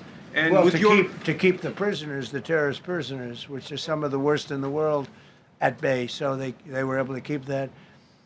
He's working very hard. The president of Syria is working very, very hard. Strong guy, tough guy, pretty rough resume. But you're not going to put a choir boy in there and, get the job done. I spoke with him yesterday because we were talking about the prisons and, what was going on. We have some of the worst terrorists in the world in those prisons. And he's watching them. Oh, Syria, sir. Mr. Go ahead. President, Gavin Newsom is going to be at Davos if he's not already there. You're probably going to run into him. I presume that this is for him to raise his platform for 2028. But what do you anticipate his foreign policy platform is going to be? I don't know. I mean, I don't know that he's going to be the nominee. I know this. I had a very good relationship with Gavin Newsom when we were, in office together. I was president. He was the governor of California. We had he would talk about it often. And somewhere we just went astray. I just hate the way California is being run. We actually have people leaving. It's never happened before, but I hate the way it's being run. He and I had a very good relationship, really close to the word exceptional, but now we seem not to. Thank you, President Trump. President Trump, you spoke earlier. Mr. President. You've been hearing from allies. Thank you. No, Thank you so much, President Trump. Kara Kastanova from Lindell TV. And you spoke earlier about the 2020 election. Now that Maduro is in U.S. custody and he was criminally charged, has any more information emerged that you could share with us regarding Venezuelan election software and Venezuelan ties to tampering with the 2020 election? And would you consider speaking to Maduro personally in prison in New York to get some answers on Venezuela's involvement with the 2020 election? No, I don't think I would be doing that. I think my lawyers would be very unhappy if I did that. Yeah, they've learned some things. Please.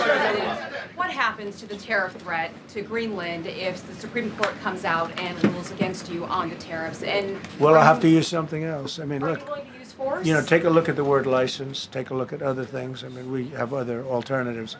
But what we're doing now is the best, the strongest, the fastest, the easiest, the least complicated. Sir, if you move ahead with the Greenland-related tariffs on Europe, you secured almost $1 trillion of commitments from them to invest in the United States. Does that go kaput out the window if that happens? I doubt it. Look, they need that agreement very badly with us. They really do. They fought very hard to get it. So I doubt that, but we'll see what happens. We have a lot of meetings scheduled on Greenland. I'm leaving tonight, as you know, for Davos.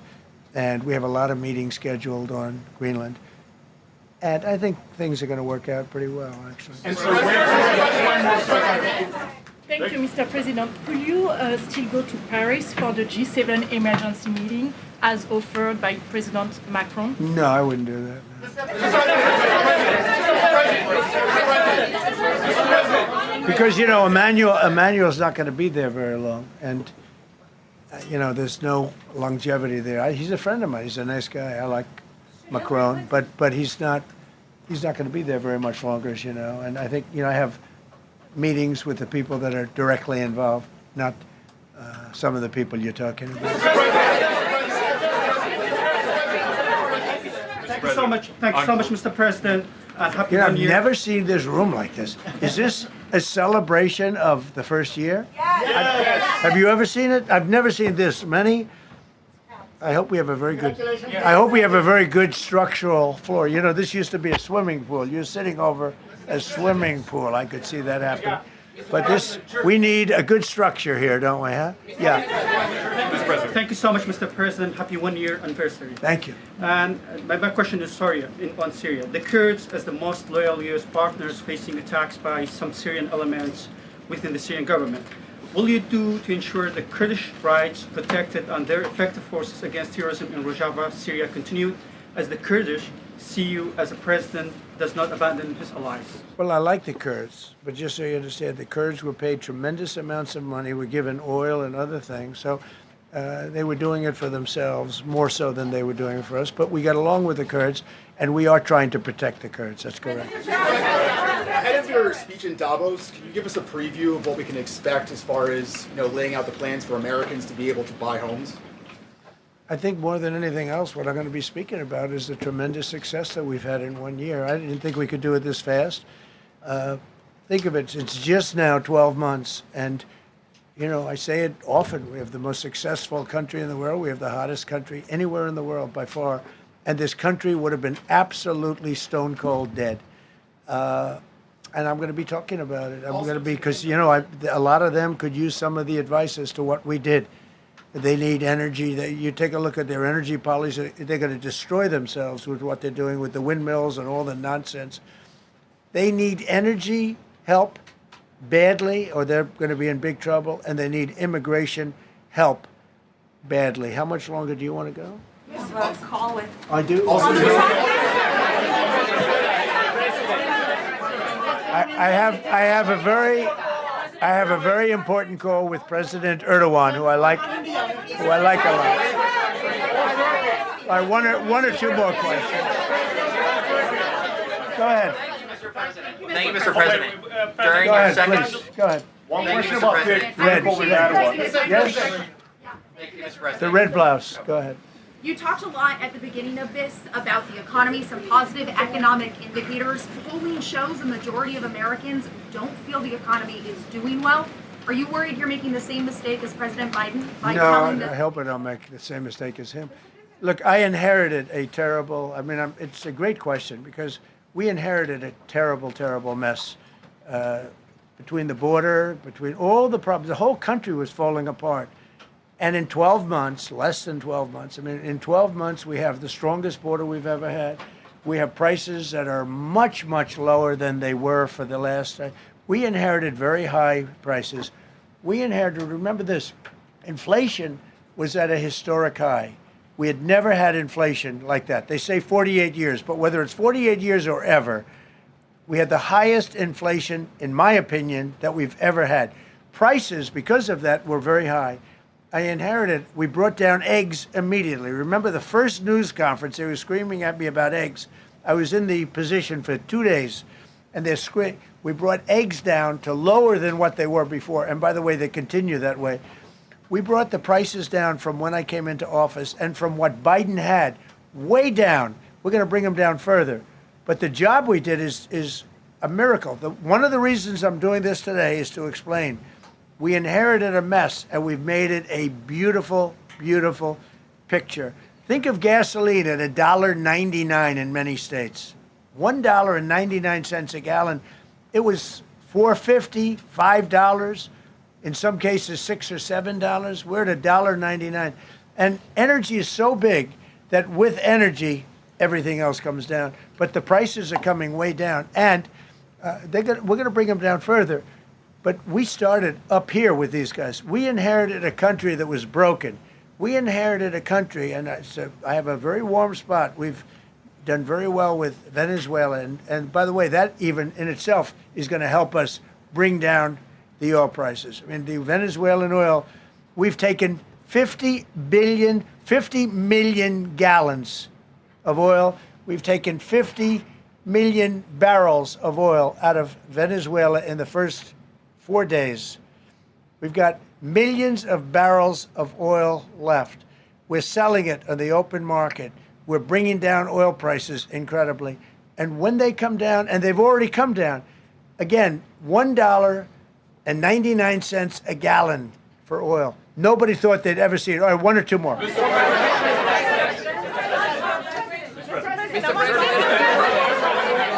ahead, go, yes.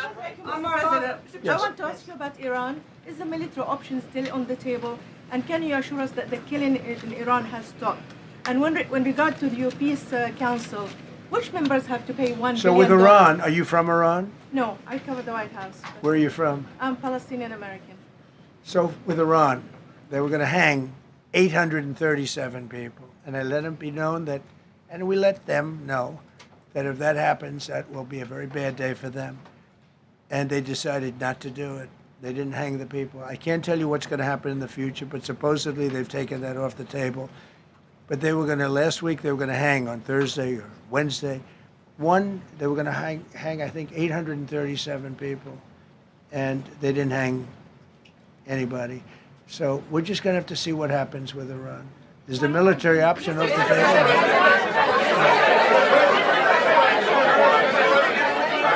Go ahead. Thank you, Mr. President. President Trump. Thank you, President Go Trump. ahead, please. Thank you, Mr. President. Go ahead, I'll take your question. Okay, thank you, Thank you, Go Mr. ahead, President. right here. Thank you, Mr. President. You promised during your second inaugural to always put America first. I'm curious, how would you winning the Nobel Peace Prize improve the lives of average, everyday Americans? Why is this prize so important? It wouldn't improve the lives of any. What improved the lives of people are people that are living. I saved probably tens of millions of lives in the wars. You know, if you add up the numbers, just if you look at any one of those wars, you're talking about millions of people. You multiply it times 8. But when you look at India and Pakistan, that could have been 10, 15, 20 million people. Could have been more than that. So I saved millions of people. So that, to me, is the big thing. What? You suggested a moment ago that perhaps the reason why a positive story about the economy isn't getting through is because of, bad communications people. But are average Americans wrong to still feel high prices? And how much longer does the White House hope that they? So I think will a lot stay of people are listening to the fake news a little bit, and I'm not blaming anybody. I think I blame ourselves. I think we've done a much better job than we're able to promote. We're not promoting. We're doing a great job, and we're sort of letting the promotion take care of itself. One of the reasons I'm doing this news conference, I think it's important. We have taken a mess and made it really good. It's going to get even better. But if you look at prices from a year or a year and a half ago, you look at the Biden prices, they were way up through the sky. And, they use the word affordability. They just say affordability, and they don't talk about it. They created the affordability problem, and we are solving it. We have solved a lot of it. Again, everybody agrees in this room, I think, gasoline prices have come per gallon way down. When that happens, everything else comes down, but they've come down way down. Many of the groceries have come way down. It's all happening, and it's happening strong. But if you go back a year and a half, 2 years, take a look at those prices and look at the prices now.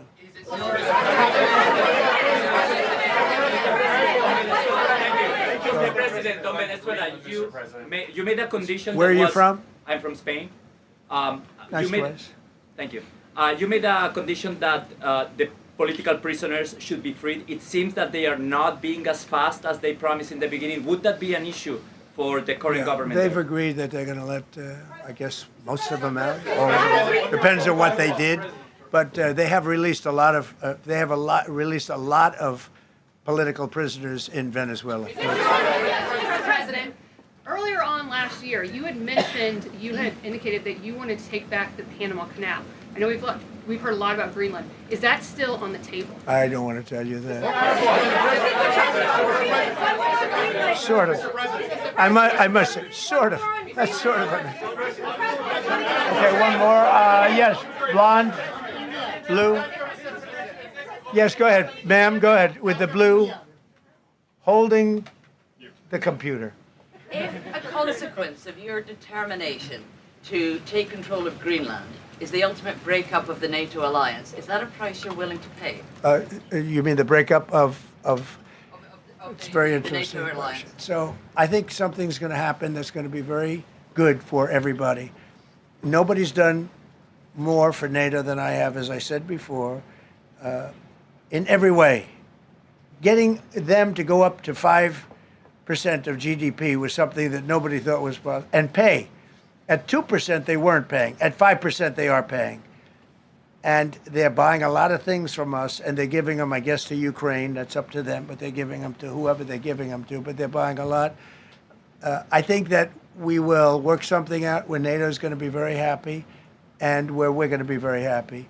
But we need it for security purposes. We need it for national security and even world security. It's very important. How about it? Thank you very much. First of all, last year you told me that you believe that the reason you won an election is because God put you in this place so that you could save the world. Looking back 1 year, do you feel like God is proud of the effort that you've put in? I do, actually. I think God is very proud of the job I've done. And that includes for religion. You know, we're protecting a lot of people that are being killed. Christians, and Jewish people, and lots of people are being protected by me that wouldn't be protected by another type of president. No, I think a lot of people are very proud of the job we've done. We've had an amazing year. This has been one of the greatest years. Even some people that wouldn't necessarily love me instinctively, they're saying this was an incredible year. We've had an incredible year economically. Look at our border. Our border was a disaster. People poured. It was an invasion into our country of a lot of very bad people. Good people too, but a lot of very bad people from prisons and drug dealers and gangs and horrible people, murderers, thousands and thousands of murderers allowed into our country. And we now have the strongest border of any country. There's probably not a country, I guess North Korea has a pretty strong border, by the way, but there's not a country in the world that has a border like we do. And we took it from the worst border. We had the worst border in the world. Now we have one of the strongest borders in the world. One more question. Mr. President, you said you're confident something's going to get worked out in Greenland, but Greenlanders have made it clear they don't want to be part of the U.S. Well, what gives the U.S. the right to take away that spoken. self-determination? When I speak to them, I'm sure they'll be thrilled. Mr. President, are you committed to keeping the U.S. in NATO? I've had such a good relationship. I've made it so much better, so much stronger. It's so good now. NATO is so much stronger now. I don't agree with a lot of the things they've done, but that was done before I got there. I think NATO's been good. Sometimes it's overrated, sometimes it's not. But we have a strong NATO. When I came here, we had a weak NATO. We had a NATO at 2%, and they weren't paying. You had a nothing NATO. NATO's, whether you like it or not, it's only as good as we are. If NATO doesn't have us, NATO is not very strong.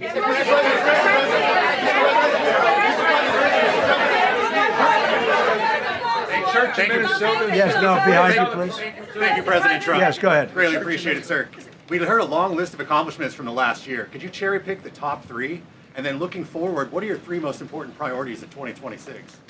So I think the building of a really powerful military has been a great achievement, and that would include the Venezuela thing. That would include the attack on Iran and the wiping out of the nuclear threat. I think that's been really amazing what we've done militarily. I think what we've done in business has been incredible. We have $18 trillion coming in. Plants are being built all over. Thousands of plants are being built all over the country. 18 trillion is a record. No country has ever come anywhere even close to that. I think that's a record. And I think that most favored nations for drugs is something that nobody thought they'd be able to get. Tariffs helped me there because the nations would have never gone along with it if I wasn't able to say, if you don't go along with it, we're going to put a 10 or a 15 or a 20% tariff on your nation. And they went along. And our drug prices are going to come down at numbers never even seen before, never even thought possible before. So those would be three things. Thank you. Thank you all very much. Thank you.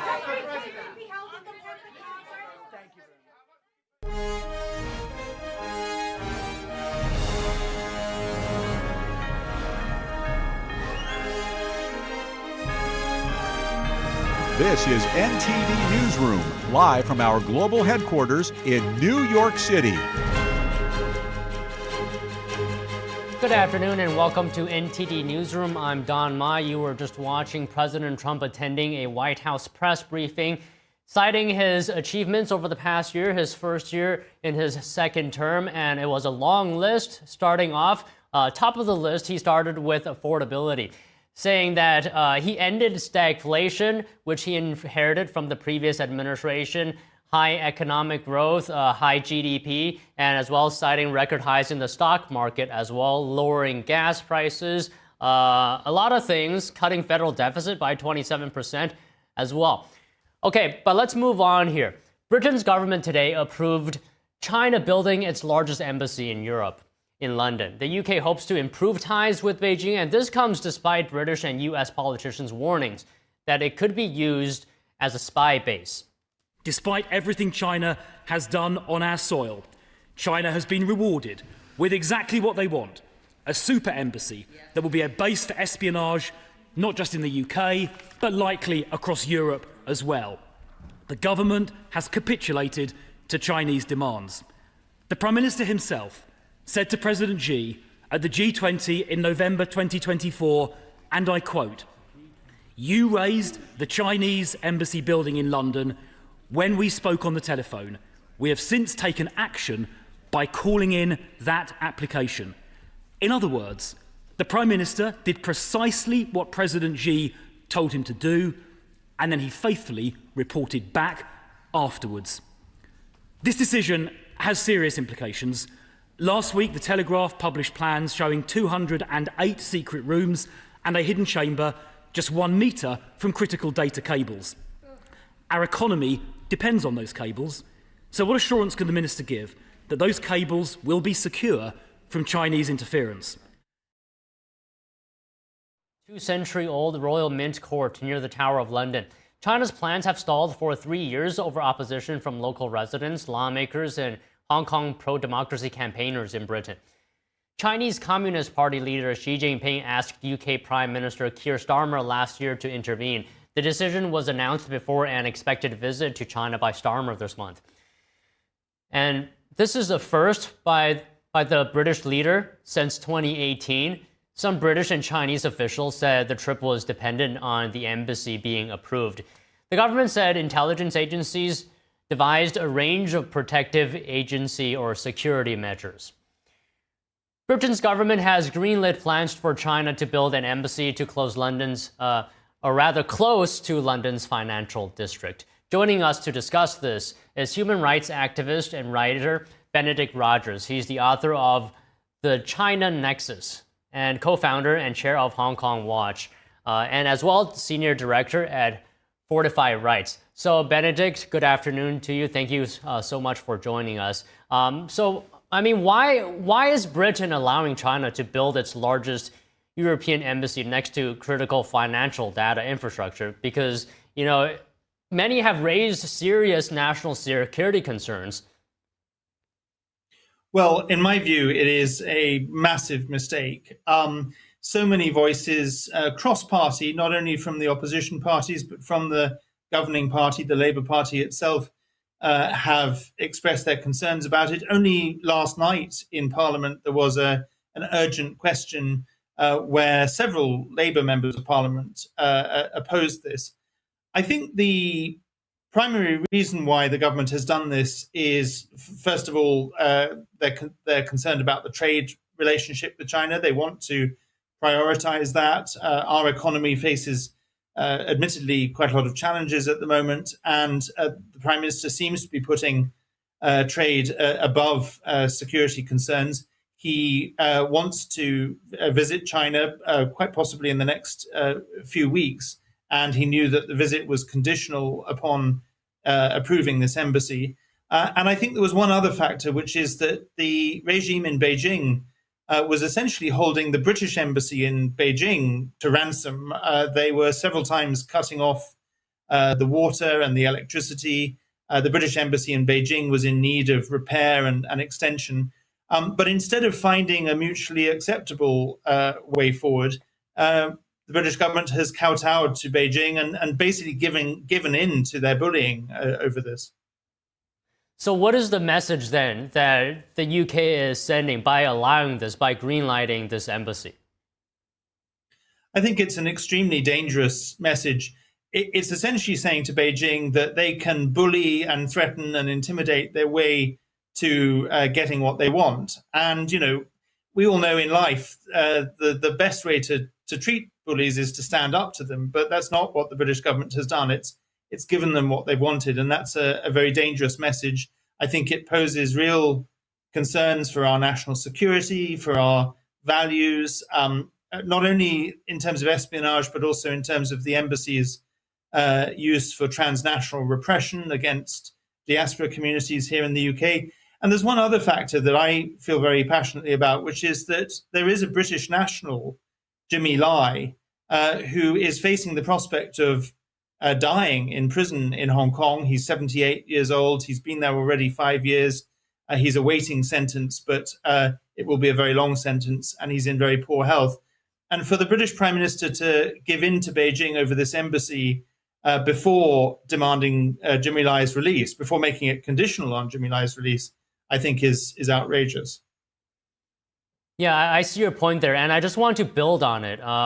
For years, the Chinese Communist Party, has carried out its campaign of transnational repression, as well and as monitoring dissidents abroad. And one example I'm going to give here is like the adherents of the spiritual group Falun Gong, Tibetans as well, and you mentioned Jimmy Lai, other pro-democracy activists for Hong Kong as well. How could the creation of this embassy impact Chinese dissidents living in London and the UK overall? Well, I think it will only increase the transnational repression that's already been underway. We've seen, for example, you've mentioned some of the groups affected, but we've seen Hong Kongers who've had bounties placed on their heads, then receiving threatening letters in their neighborhoods to their neighbors, urging their neighbors to hand them over to the Chinese embassy.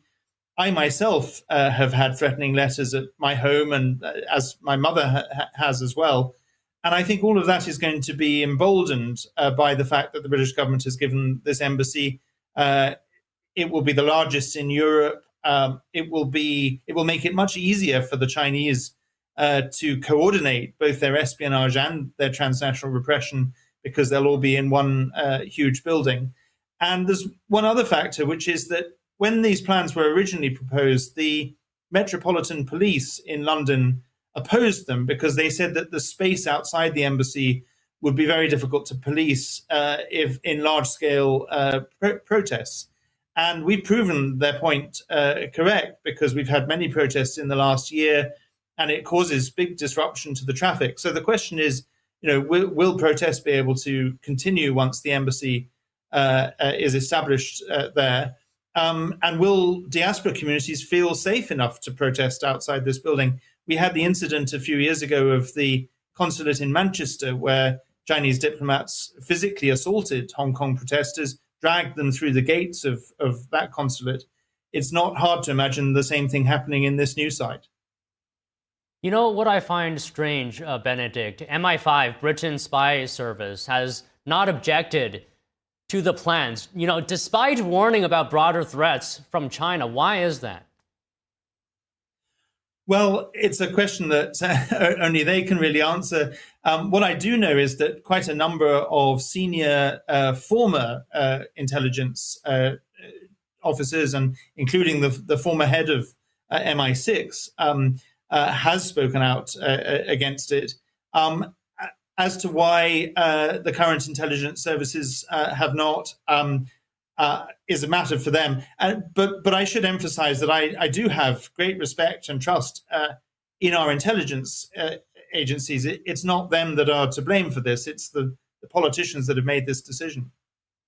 And you said earlier you've been impacted as well from China's transnational repression. Can you just speak a bit more about that? What would be the impact on everyday Britons if this embassy is built? Because China has a record of cyber espionage into other Western countries.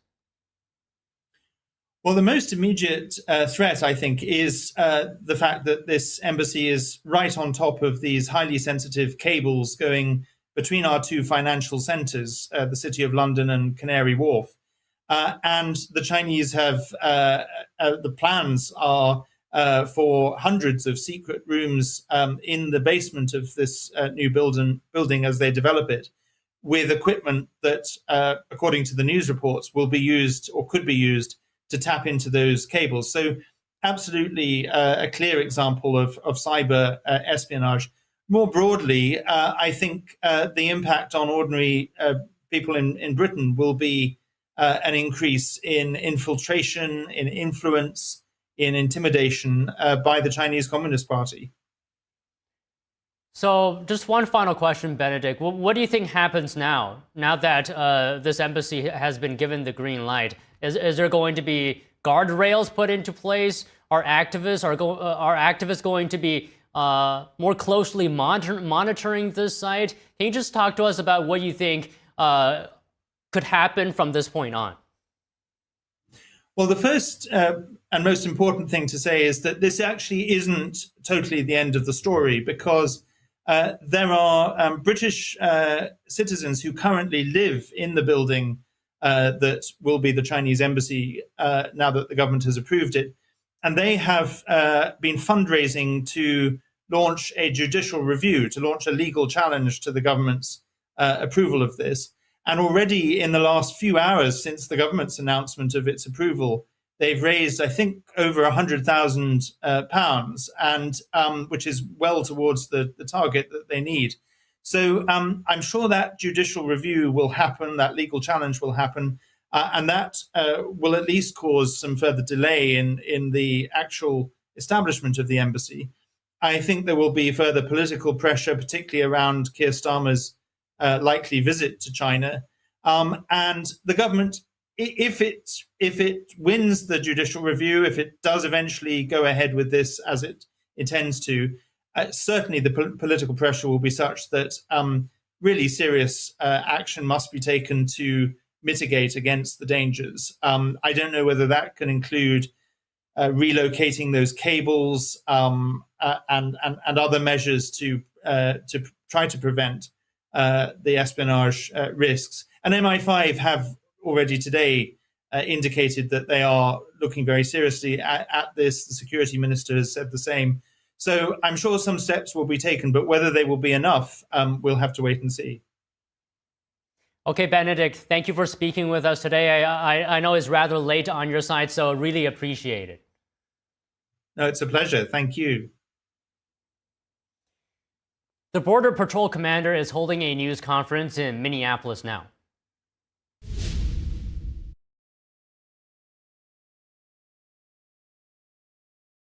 A criminal illegal alien from Guatemala charged with rape and lewd or lascivious acts with a minor. Think about that for just a second. Rape, and then on top of that, lewd and lascivious acts with a minor. This individual was walking the streets of Minneapolis with impunity just yesterday. Let's don't quit there. Let's keep on there. We've got Annabelle Gomez, a criminal illegal alien from Honduras, previously arrested for criminal sexual conduct and domestic assault. Other convictions include disorderly conduct and driving under the influence of liquor. Walking the streets as of yesterday. These are just three that I decided to print out. There's a whole stack of them. There's a whole stack of these. As a matter of fact, when we look over the past year at the 10,000 that have been arrested here in Minneapolis and Minnesota, that stack is enormous.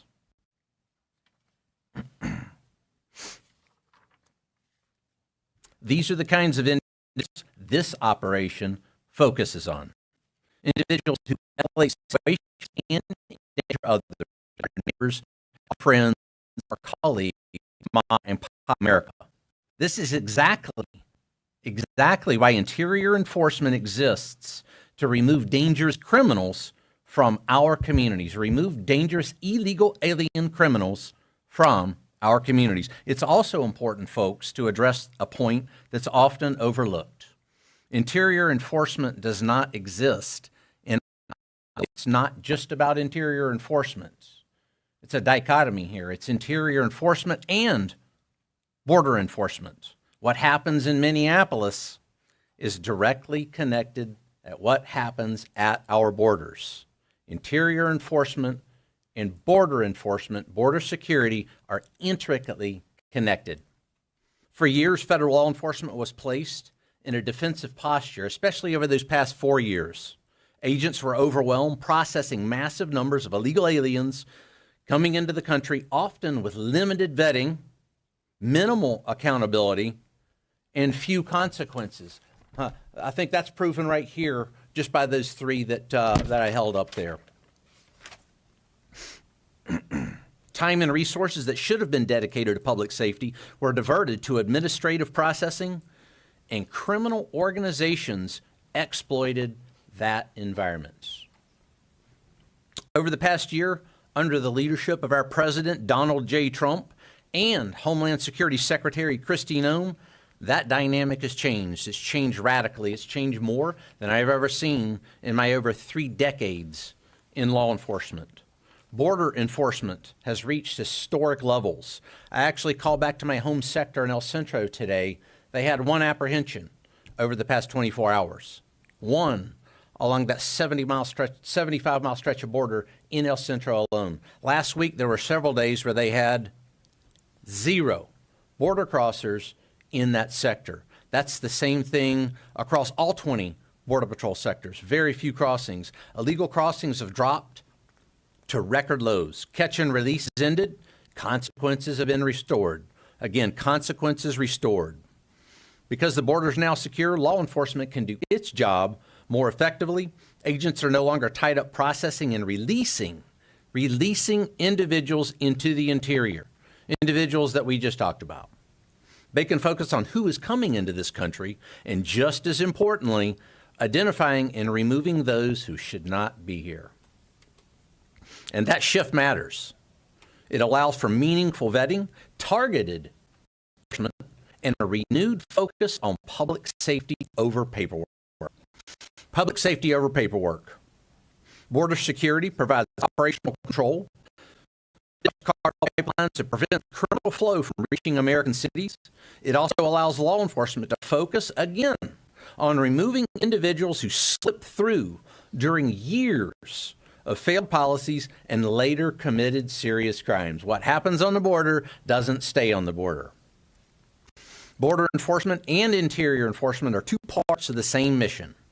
A secure border without interior enforcement leaves communities vulnerable. And interior enforcement without border control is unsustainable. Again, it's that dichotomous relationship. When both are aligned, the results are clear. Over the course of this administration, more than 10,000 criminal illegal aliens, as I said, have been apprehended here in Minneapolis over the past year. And in just the last 6 weeks alone, during this most current surge, 3,000 arrests of some of the most dangerous offenders operating in Minneapolis have occurred. 3,000. These are not technical violations, as I mentioned. These are individuals responsible for serious harm. Think about it for just a second, what the rape of a child actually entails. It seems as if that's glossed over by the media oftentimes. What does that entail, and what's that like? Think about that. Murderers, rapists, gang members, they're not the people we want in our community. This is what public safety looks like. When the law is enforced consistently and professionally, we will continue enforcing the law. We will continue making arrests, and we will continue working to keep Minneapolis safe. The mission continues at the border and in the interior, because that effective enforcement depends on both occurring at the same time. Let's make America safe again. Honor first. Thank you. Thank you. Thank you, Greg. Good afternoon. My name is Marcos Charles. As Greg introduced, I am the Executive Associate Director for ICE Enforcement Removal Operations. Thank you for joining us. We announced the current status of Operation Metro Surge. As you know, the Department of Homeland Security has arrested over 10,000 illegal aliens in Minnesota since President Trump took office. Over the weekend and through yesterday's holiday, ICE arrested 113 illegal aliens in Minnesota. Some of the criminal aliens that were arrested, whose photos you see beside me on the monitor, include an illegal alien gang member from Laos with convictions for homicide and robbery, an illegal alien from Laos who's been convicted for sodomizing a 12-year-old girl and sexual assault, an illegal alien from the Marshall Islands who has 24 criminal convictions, including assault, domestic abuse, and theft. There's an illegal alien from Honduras convicted of 3 DUIs who has also been arrested for kidnapping, robbery with a dangerous weapon, and possession of a stolen firearm. An illegal alien from South Africa convicted of violating a restraining order and arrested for domestic violence, assault, meth possession, and DUI. We are currently also looking for 2 sexual predators who are at large in or around St. Paul right now. Lu Mao Ah, a criminal illegal alien from Laos who is wanted for sexually assaulting a child, rape, kidnapping, and domestic violence. And Kong Ming Bang, a criminal illegal alien from Laos who is wanted for sexual assault, gang activity, and simple assault.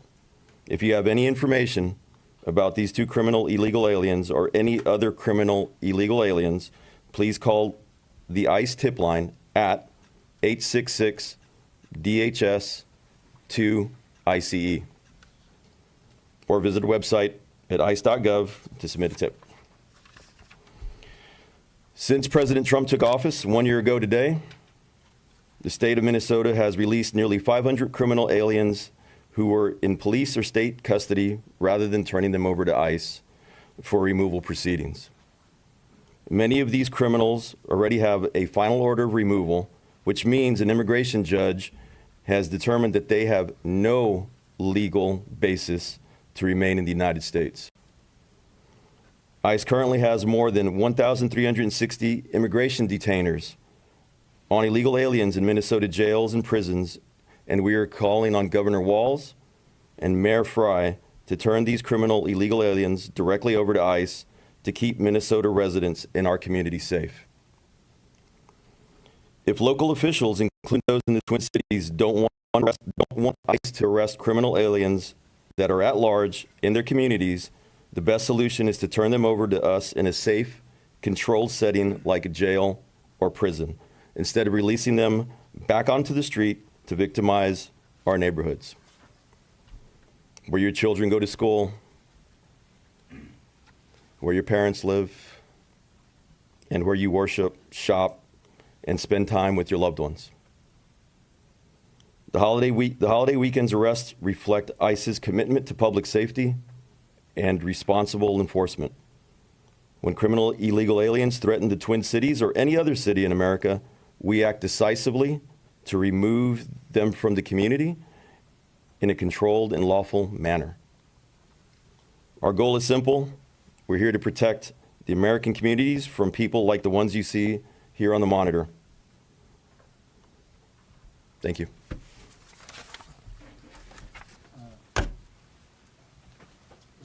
For Commander Babino, some of us in this room, this is A.C. Thompson with PBS Frontline, have followed you from city to city and documented your activities. How is what you're dealing with here different than what we've seen in other places? Well, Mr. Thompson, thanks for the question. We've been in many cities, as you know. We've been in Los Angeles, Chicago, Charlotte, New Orleans, and now, obviously, Minneapolis. So what we've seen that's a bit different here is the organization of some of the groups. The groups are a bit better organized. They've got some excellent communications, and that coupled with a very poor response from the mayor and the governor, those two things coupled together make that a difficult operating environment at times. And the reason I say that is a change from Operation Catahoula Crunch in Louisiana, in which state and locals, including the governor, the mayors, the police chief, worked in close concert for us to do what my colleague here, Marcos Charles, said, and that's remove violent offenders, bad people and bad things from the streets. And in doing that, I had one act of violence against Border Patrol, one notable act of violence against Border Patrol in a month. Here, I've lost count. I've already lost count of how many. I believe we had a vehicle ramming today. We had one yesterday in which 2 illegal aliens decided that it would be a good idea to ram Border Patrol agents and then take off. And in doing so, they hit a civilian vehicle as well. Those two were apprehended. So it's that collusion and corruption between elected officials and these anarchists that are intent on creating violence for law enforcement. I see a lot of this that mirrors what happened in 2020 right here in this city when they decided to try to burn the city down. It's that same type of rhetoric, that same type of support by those elected officials. So that's very different than what I just witnessed in Louisiana, the place that I just came from. Question for you. I'm with Waterhawk. It's hard to get coffee in the Twin Cities without seeing signs of ICE can't enter, but everyone else can, or restaurants or supermarkets. Based on everything you shared today, what is your message to these businesses, these organizations that are obviously trying to push out ICE and your operation? Sure. And this goes to anyone, not just those businesses and organizations. Don't fall victim. Don't fall victim to that heated rhetoric and those lies that are often spouted by, say, a Mayor Fry. Mayor Fry actually told his police force to fight federal agents in the city. And you should have even seen the look on O'Brien's face, Chief O'Brien. His eyebrows actually raised at that one. So don't fall victim to that. Our Border Patrol agents, our ICE officers, our parents, they're citizens. They enjoy the rule of law just like everyone else. So to deny them a cup of coffee or lawful commerce seems to be absolutely opposite of what we would expect in a lawful, orderly society. Do we like what happened with the church there a couple of days ago when individuals came in and disrupted almost violently a church service? Absolutely not. Same thing. We should treat each other with respect, dignity, and that is why we are here in this city as we take those violent criminals off the streets. That's respect and dignity. This is for you as well, Commander Bavino. At a press conference today, we heard from several local police chiefs who said that they support ICE, but that certain ICE tactics are making their jobs keep their communities safe that much harder. What's your response? I would say that those tactics are born of necessity. What we do is legal, ethical, and moral. Everything we do every day is legal, grounded in law. So I would impugn upon those chiefs and anyone else. Police chiefs do work for the Mayor Fries of the world that turn over those illegal aliens.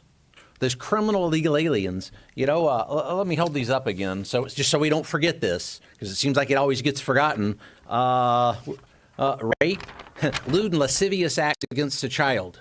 So Mayor Fry is having police chiefs worry about tactics while we're after these type of people. I think that they're asking the wrong questions and their priorities are misplaced. Let's work. Wait, I'm not done yet. Let's work together. And we've said this from the very beginning. We want to work together with local police chiefs and rank and file. And believe it or not, folks, we work very well together with the rank and file we have in every single city we've been to, whether that's Los Angeles, Chicago. A lot of rank and file gave us a lot of good information on a lot of good criminals, a lot of bad criminals there in Chicago. And then we proved it again. Let's work together to take individuals like this off the street. Had we worked together from the very beginning, perhaps we wouldn't be in the city by the thousands conducting operations that those police chiefs, those mayors, and those elected representatives refuse to partake in.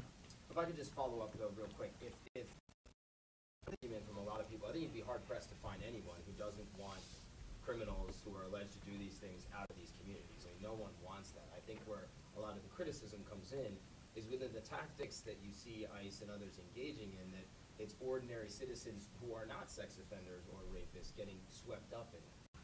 So what do you say to that? Sure. Where you're talking about these ordinary citizens, mom, pa, America, that get swept up in what I see. I'm out on the streets just as Marcos Charles here is. We're on the streets with our troops almost every day. And what we see when folks get swept up, as you say, oftentimes it's those agitators, those rioters, and now I'll call them anarchists that actually cause mom and pa America to sometimes be near, at, or involved in a very tense situation when they shouldn't even be. There's no need for that violence that we see against law enforcement. And again, it seems as the only people that are really dialing down that rhetoric is the federal law enforcement entities that just want to conduct legal, ethical, and lawful law enforcement missions in this city to take out those violent criminals, bad people, and bad things. Thank you. And you were just watching federal immigration officials talking about the kind of criminals they're trying to arrest, and some of them with very serious offenses. Okay, moving on. A new study shows 2025 was the worst year on record for online child sexual abuse material. Joining us to discuss this is Danny Pinter, Chief Legal Officer at the National Center on Sexual Exploitation.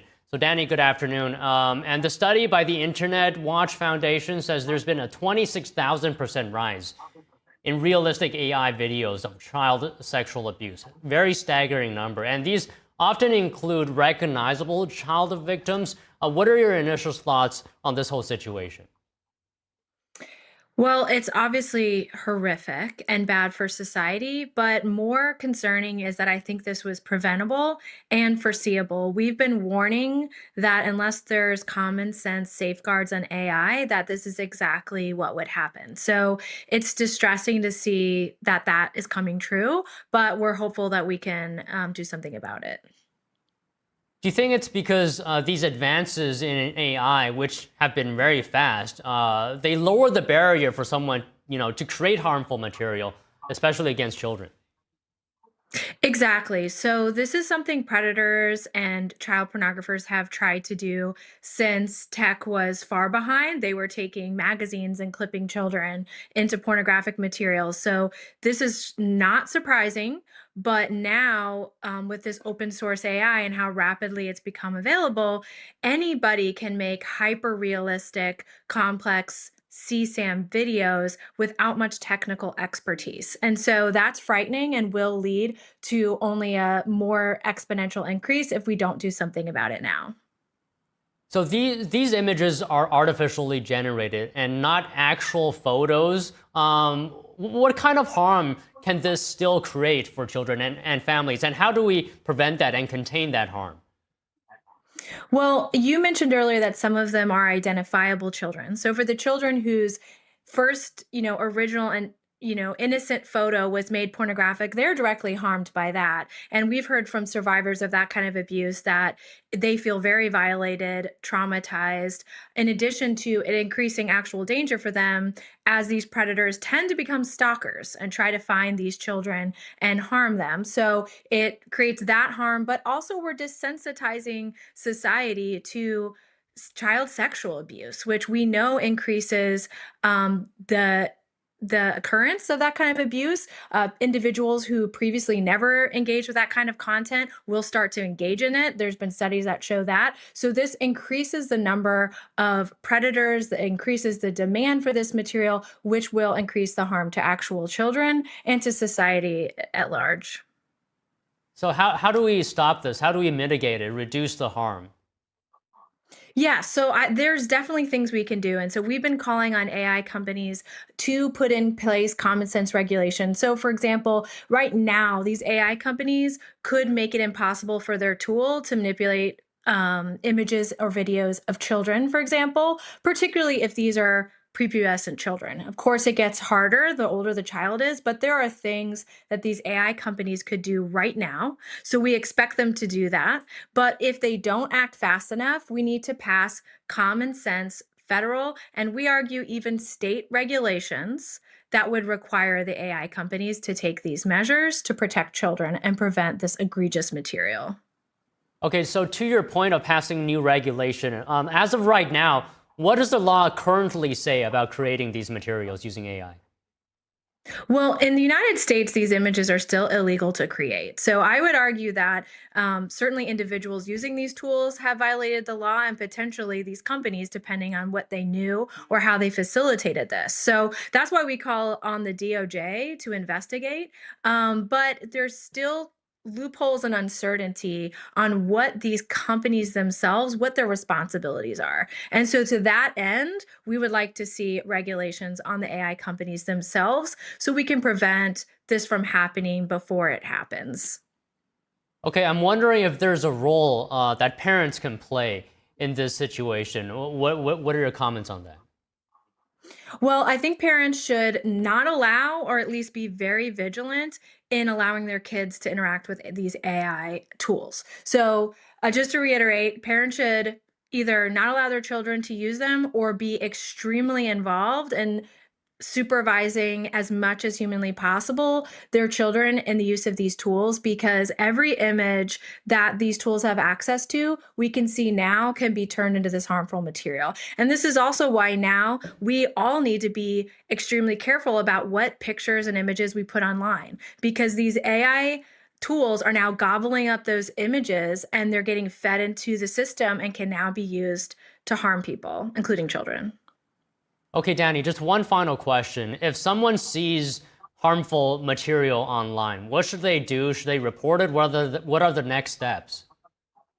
Absolutely. So they should report it to the National Center for Missing and Exploited Children or the Internet Watch Foundation if they're outside the United States. But the National Center for Missing and Exploited Children, that's where they should report it. They will funnel those reports to law enforcement and, importantly, work on taking down and hashing the image. But even for images that are not of children, I encourage you to report at least to the platform, if not authorities, because right now in the United States, this type of non-consensual images are illegal under the Take It Down Act, and these platforms have an obligation to remove the images. All right, Danny, thank you so much for sharing your insight on this important topic. Absolutely, thank you.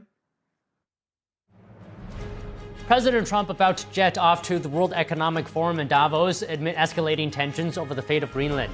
On his way, he's making an appearance at the White House press briefing on the anniversary of his historic return to the White House. Stay tuned for more after this break.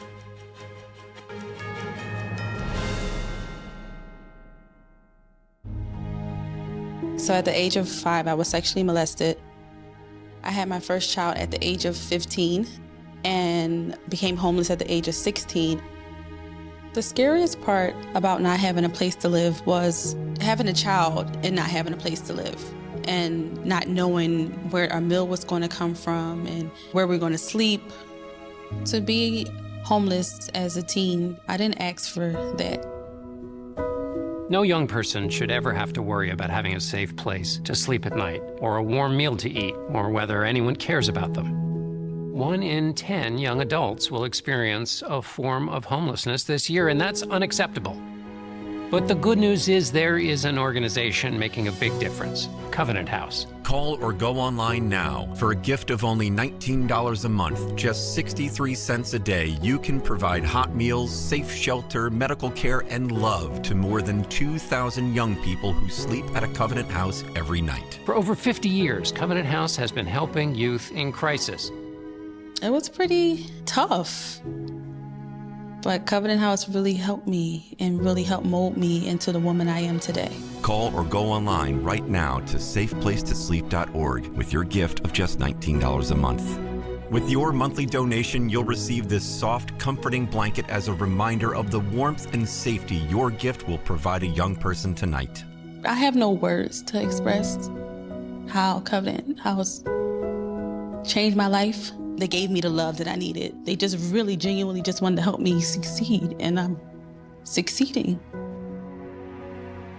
Your $19 monthly gift is urgently needed to reach other young people who are facing unimaginable situations. Call or go online to safeplacetosleep.org. Your support makes the work of Covenant House possible. Thank you for caring. We said we'd never break the 3-second rule. We'd never make a separate dinner. And never do that. We'd never let them sleep in our room. And never become a minivan mom. Hey, Chris.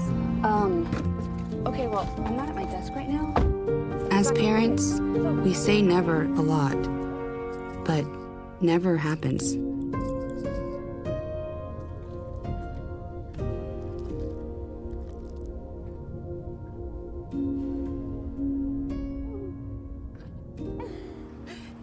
So when you say you'd never leave your child in a hot car, know it can happen. Before you leave the car, always stop, look, lock.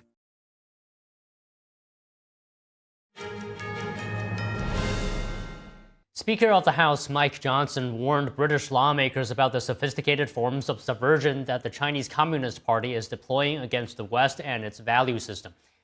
Our Washington correspondent Luis Eduardo Martinez has more on the story. Those hostile to the West and to our shared values are engaging in increasingly sophisticated forms of subversion and espionage. We see China, Russia, and Iran grow more aggressive and emboldened as they intensify their efforts to exert economic, political, and military influence around the world. Mike Johnson became the first Speaker of the House to deliver a speech at the British Parliament.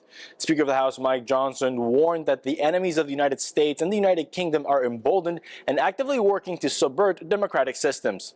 And remind our adversaries and the terrorists and tyrants everywhere that our nations that are dedicated to freedom and justice and order and human dignity are stronger and more resolved now than ever before. Johnson's speech comes the same day that the British Parliament greenlit the construction of a controversial mega-Chinese embassy in the heart of London's financial district. The Chinese Communist Party purchased the Royal Mint Court building in 2018 for over $300 million. The site is a block away from the famous Tower of London and Tower Bridge and a few feet away from crucial fiber optic cables carrying sensitive British financial data. The 215,000 square foot mega embassy will become the CCP's largest diplomatic outpost in Europe. Clearly, President Trump is taking seriously the modern and dynamic threats that China and Russia pose to our global security, especially in focus the last few days as it relates to the Arctic.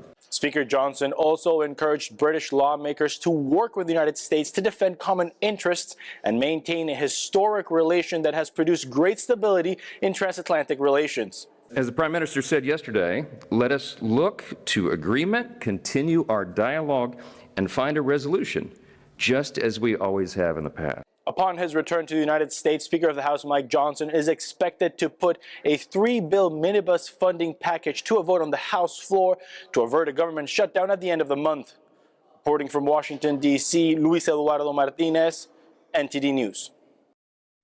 The European Union improving its cybersecurity amid the growing threat from China. The bloc plans to phase out gear supplied by companies based in certain countries as a move seen as targeting Chinese companies.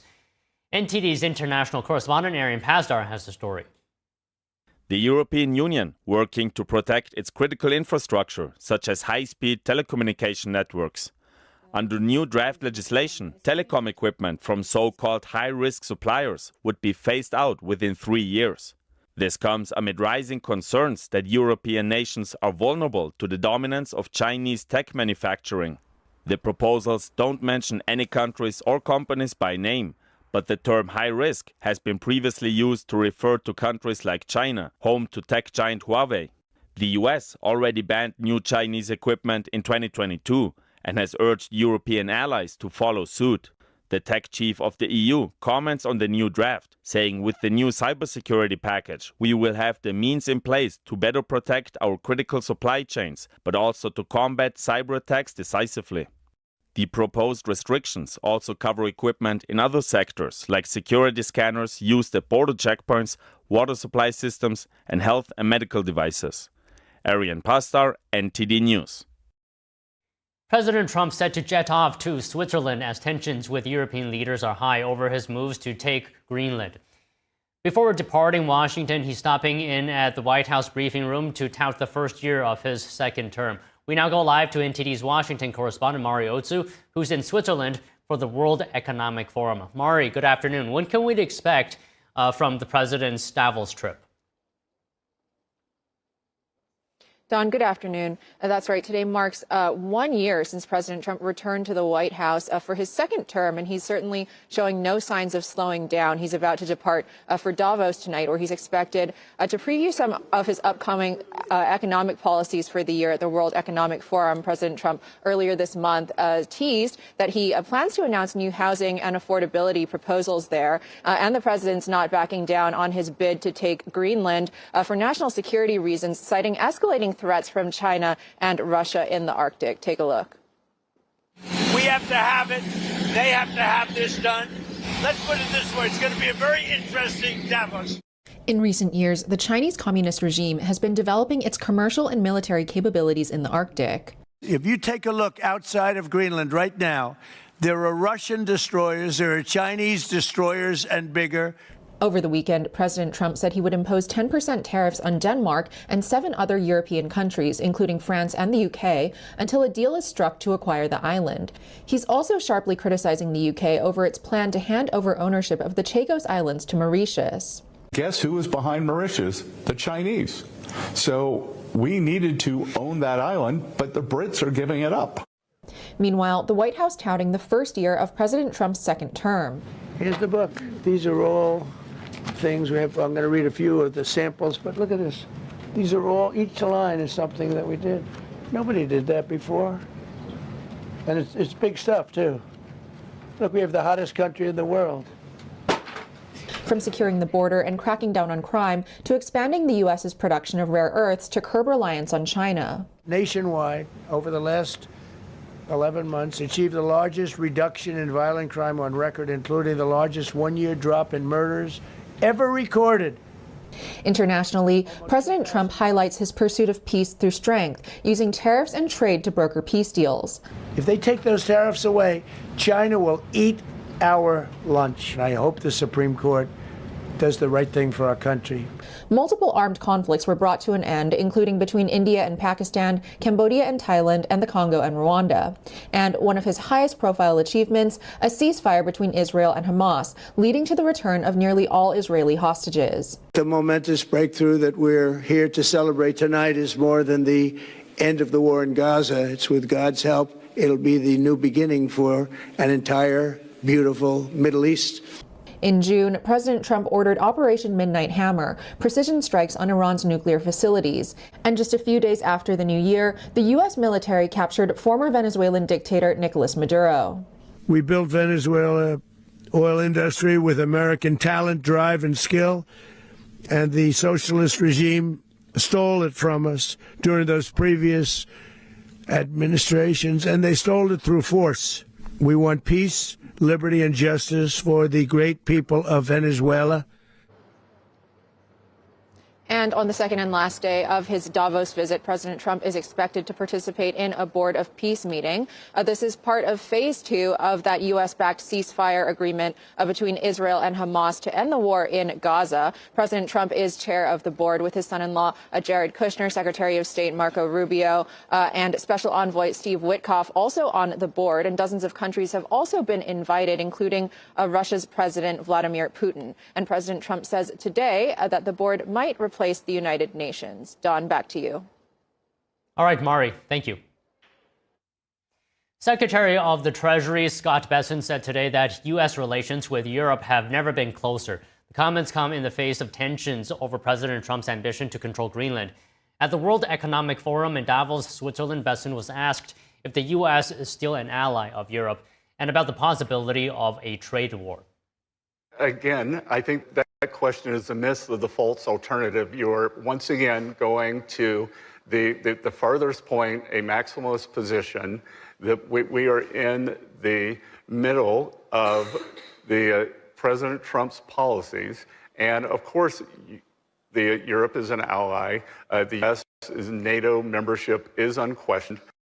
We are partners in trying to stop this tragic war between Russia and Ukraine.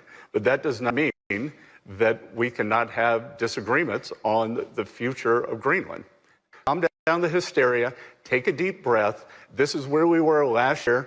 I'm sure you've asked me the same question if we were here on April 2nd. And you know what? It all worked out The economies are fine. We have a very good trade agreement. And I think our relations have never been closer. President Trump announced tariffs on Saturday and on imports from European allies that oppose the United States taking over Greenland. European countries say new tariffs will violate a trade deal reached with Trump last year. EU leaders are set to discuss possible retaliation at an emergency summit in Brussels on Thursday. One option is a package of tariffs on about $110 billion of U.S. imports. Besson also dismissed the possibility that the EU would for the first time tap its anti-coercion instrument, a powerful trade measure which could limit U.S. access to public tenders, investments, or banking activity. European Commission President Ursula von der Leyen said today that the bloc's executive arm is working on a package to support Arctic security. She warned that tariffs proposed by President Trump over Greenland are a mistake. Von der Leyen said Arctic security can only be achieved together in a speech in Davos. She said the United States agreed to a trade deal last July, and in politics, as in business, a deal is a deal. Meanwhile, NATO's commander in Europe said today that the Greenland issue was now a political issue. He said NATO is focused on what it always focuses on, defending and deterring aggression against any part of alliance territory. Commerce Secretary Howard Lutnick warning Europe not to retaliate against President Trump over his pursuit of Greenland. Here he is at the World Economic Forum today explaining how Trump levies tariffs. I think with respect to the tariff policy, the president uses tariff policy to make sure people are talking and paying attention and not just acting. You have seen him use tariff policy again and again to have outcomes that are reasonable and appropriate. So the fact that he doesn't want things to be done without discussion and without consideration is a way for him to say, hey, you need to talk to us. If you're our great ally, you need to talk to us. Lutnick was attending a panel discussion with the finance ministers of the UK and Canada and the CEO of Bank of America. The Commerce Secretary said the U.S. still sees the UK, Europe, and Canada as great allies, despite having disagreements on certain issues such as Greenland. With regard to Greenland, he added that security in the Western Hemisphere is vital for the U.S. The Commerce Secretary also criticized Europe for its energy policy. He said the bloc shouldn't offshore its entire industrial base, especially medicine and semiconductors. Lutnick added that nations should not depend on any other nation for industries that are fundamental to their sovereignty. Why are you going to do solar and wind? Why would Europe agree to be net zero in 2030 when they don't make a battery? They don't make a battery. So if they go 2030, they are deciding to be subservient to China, who makes the batteries. Why would you do that? Why would the United States of America, which has oil and natural gas, try to convert to all electricity? With today marking a year of the second Trump administration, the president touts his accomplishments at the White House. With what's to come in this year. More news after this break.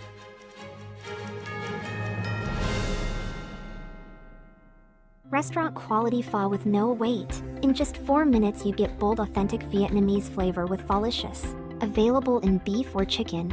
Crafted from real beef tallow or chicken, it's comforting and full of tradition. Just add your favorite fresh extras.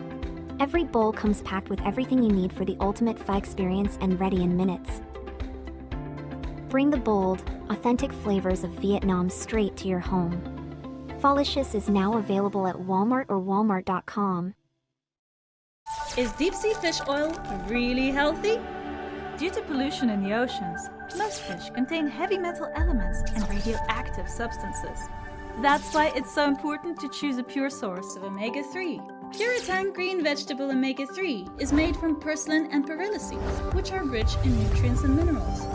It effectively improves brain power and is beneficial to the heart's health. Puritan Green Vegetable Omega-3. Eat 2 a day and you'll feel brand new. Kids love it. Parents trust it. Obviously.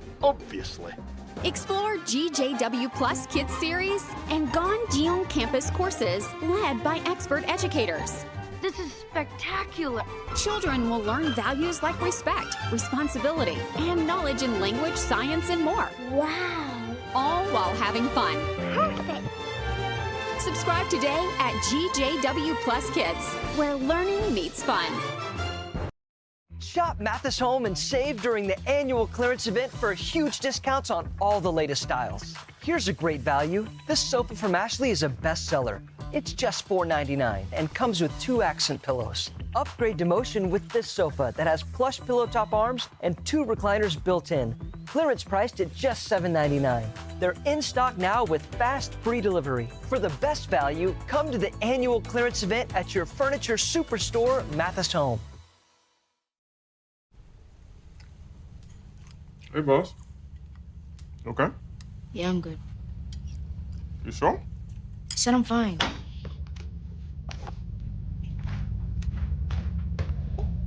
Since I was little, it was only like me and my parents. You think you created family out of characters? Yeah, of course. Would it take that? Make it into a song.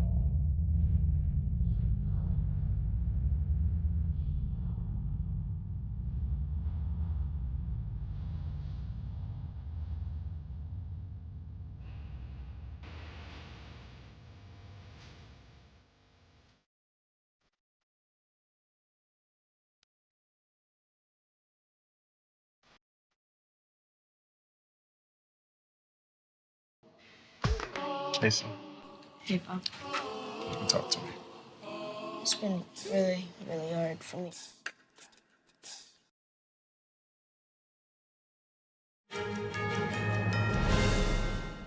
President Trump just wrapped up a 90-minute press conference at the White House where he touted his accomplishments over the past year. We now go live to NTD's Washington correspondent Jack Bradley at the White House. Jack, what were the main points the president was touting, and what did he say about what's to come this year? Well, a lot was mentioned, Don. First, he started off with touting ICE arrests in Minnesota, holding up photos for a long time. He had about 100 stacked photos with suspects that ICE has arrested who had committed violent crimes. And apparently, he went into more. He said that 10,000. His administration says that 10,000 arrests have been made so far in this regard. And he could have held that larger stack up in front of us. It was a very packed briefing room, by the way, probably a record. We were very much crammed in there like sardines. Now, he also touted his historic investments, commitments from other countries and U.S. companies into the U.S., numbering trillions of dollars. And he says that's in large part due to the tariffs. But those tariffs remain on the brink of whether or not they'll hold up, as a Supreme Court case is reviewing whether or not that they can stand. And even the money collected from those tariffs from other countries would have to be given back to those countries if the Supreme Court strikes down those tariffs. Take a look at what he said about this earlier today. I don't know what the Supreme Court's going to do. I think to me it reads so plainly. It couldn't be plainer. You're allowed to do a license. Tariff is probably less severe than what a license could be. But think of it. You're allowed to do a license, and then they have a clause at the end, something to the effect, or what is necessary, something to that effect. And what is necessary with tariffs. I don't know where there's a case even there, but we've taken in hundreds of billions of dollars, and if we lose that case, it's possible we're going to have to do the best we can in paying it back.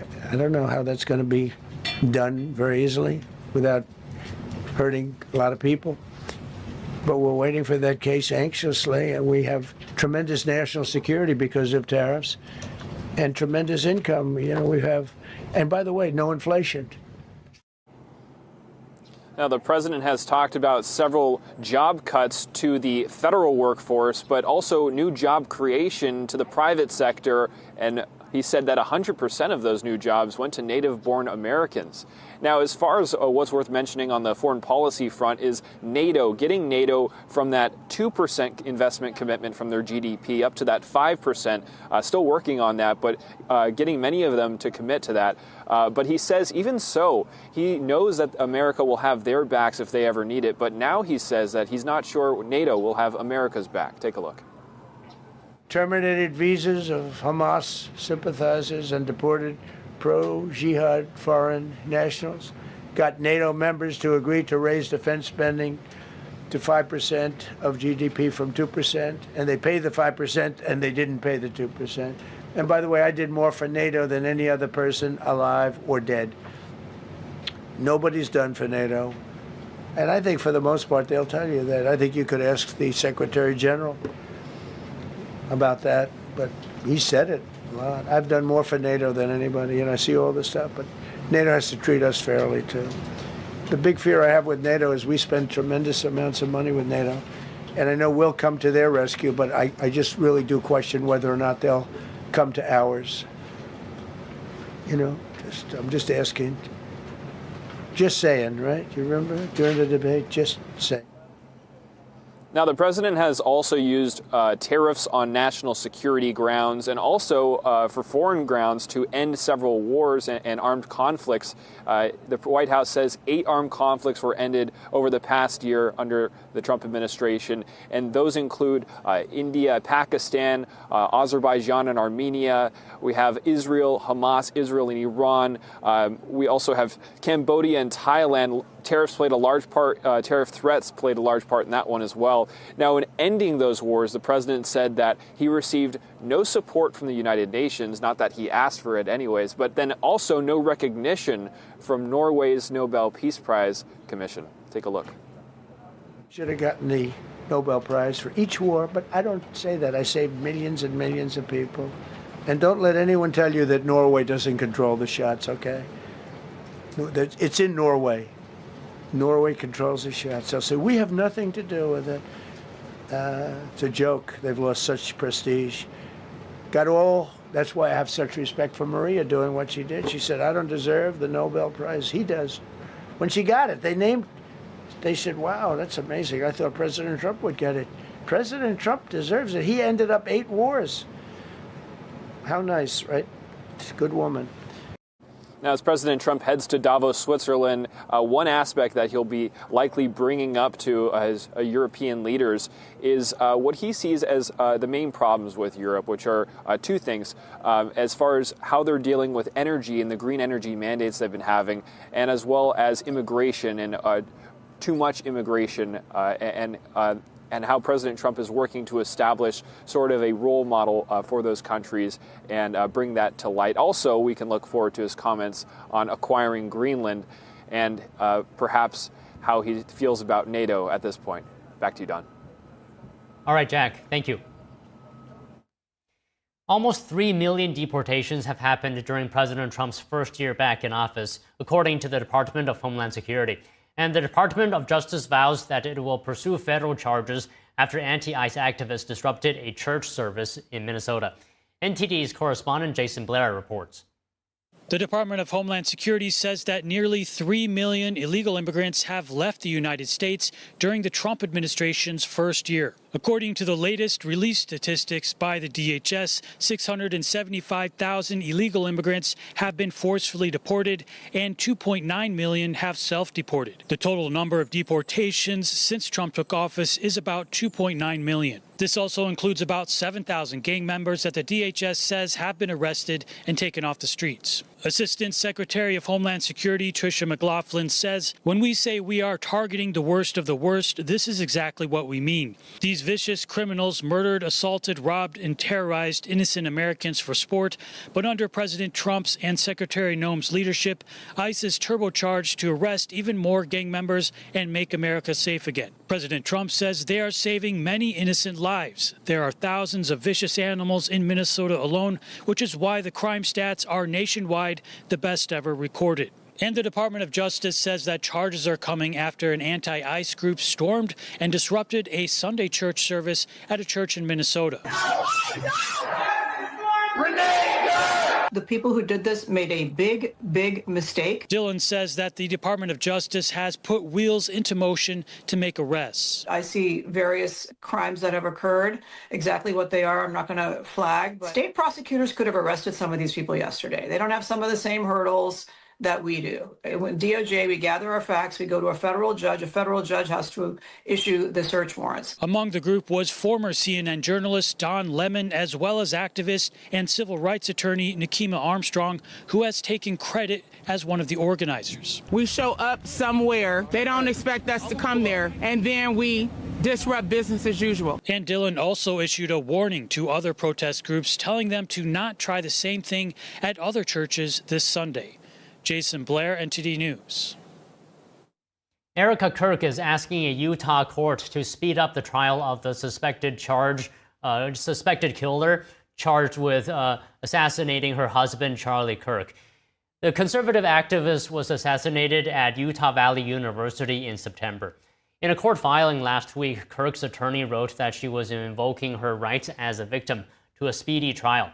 Under Utah law, Tyler Robinson is accused of assassinating Charlie Kirk at the Utah campus on September 10th. The 22-year-old faces capital murder charges that could carry the death penalty.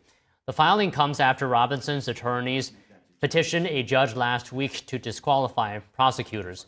The defense argued that the daughter of a deputy county attorney in the case attended the rally where Charlie Kirk was shot, presenting a conflict of interest. The lead prosecutor argued that the defense's request was aimed at delaying the case against Robinson.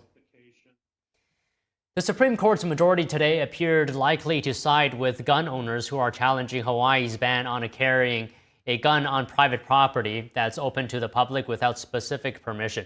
NTD's Arlene Richards reports on the arguments before the court and some of the justices' questions. 3 Hawaii gun owners with concealed carry permits say the state is still restricting gun possession and carry even after a recent Supreme Court case. They say a new state law places restrictions on when and where they can carry their guns, violating the Second Amendment. The Second Amendment states that the right of the people to keep and bear arms shall not be infringed. The Hawaii law prohibits them from bringing a gun onto private property that is open to the public, unless the property owner gives them specific permission to do so.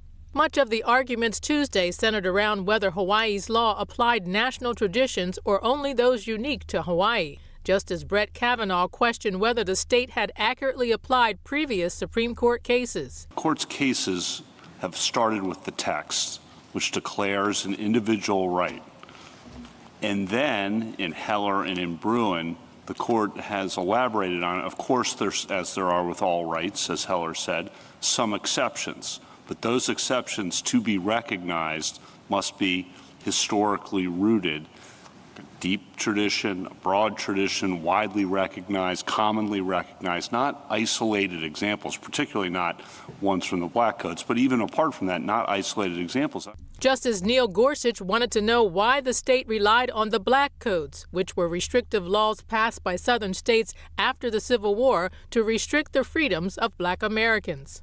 I struggle to see what relevance laws that are outliers, and in Bruin we're not supposed to consider outliers, that they're put aside under our test.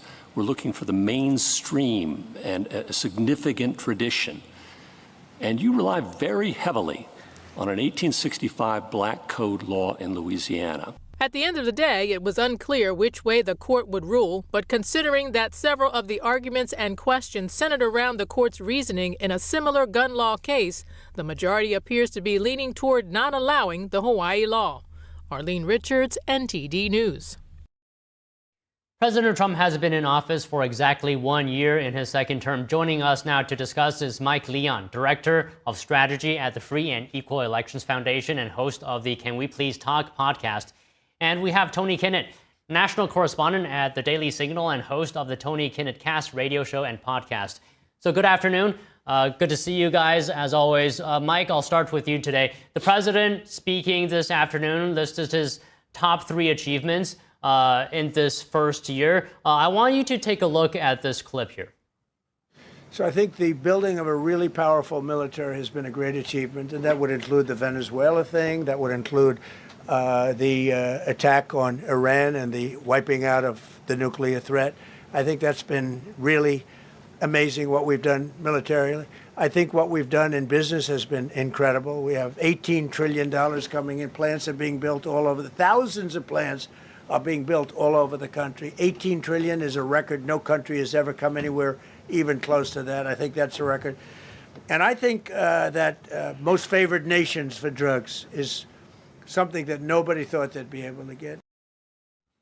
Okay, so Mike, having heard that, in your view, how did the president do this year? Well, Don, that's a loaded question. But first off, good to see you guys on this Tuesday afternoon. I'm not sure why he interrupted the press conference today. I know it's the 1-year anniversary of him getting inaugurated into office, but not sure why he came out and did this kind of victory lap. I would reserve those things for 4 years after, right, as opposed to middle of the first year. But let's pick apart some of the things that he mentioned there, right? I do agree with the overarching premise of peace through strength. I do agree. Look, Nicolas Maduro is a dictator. What the Venezuelan people have gone through has been horrific over the last 25 plus years between Maduro and Chavez. I do agree that Iran is a major threat, not only to the West, but obviously their proxies all across. But there are certain things that the president has done from a military perspective that a lot of people, this is not Mike Leon saying this is people in the military community and not the folks that you would normally think of, that would say that some of these things are a little antithetical to what the United States is doing. We shouldn't be in regime changes. And you know who said that, Don? Tulsi Gabbard. She's the director of national intelligence once upon a time. And she all of a sudden has been quiet about something like this. Again, whether or not Maduro's a bad guy, we already know Maduro's a bad guy and something needed to happen in Venezuela. So some of those things that have happened on a foreign policy stage with respect to what the president has done, you know, the wars in Ukraine and Gaza are still not solved and resolved. I know he wants to put those in the 8 wars solved category, but they're not, unfortunately. And thousands of people are still losing their lives with respect to both wars. And we literally have no end in sight with respect to a transition plan in Gaza or what we're going to do with Russia's aggression if they go beyond Ukraine, because they just saw us invade into Venezuela and what we're doing with Greenland. In terms of the economy and things like that, there was a recent Ipsos poll that has the president at 36% in terms of his handling of the economy right now.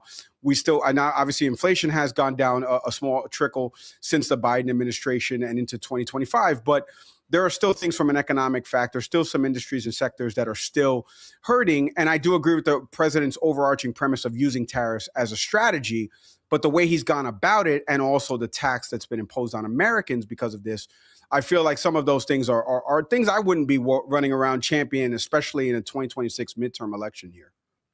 All right, Tony, let's hear your thoughts now. Good afternoon to you both, and a very fine Hoosiers to you both.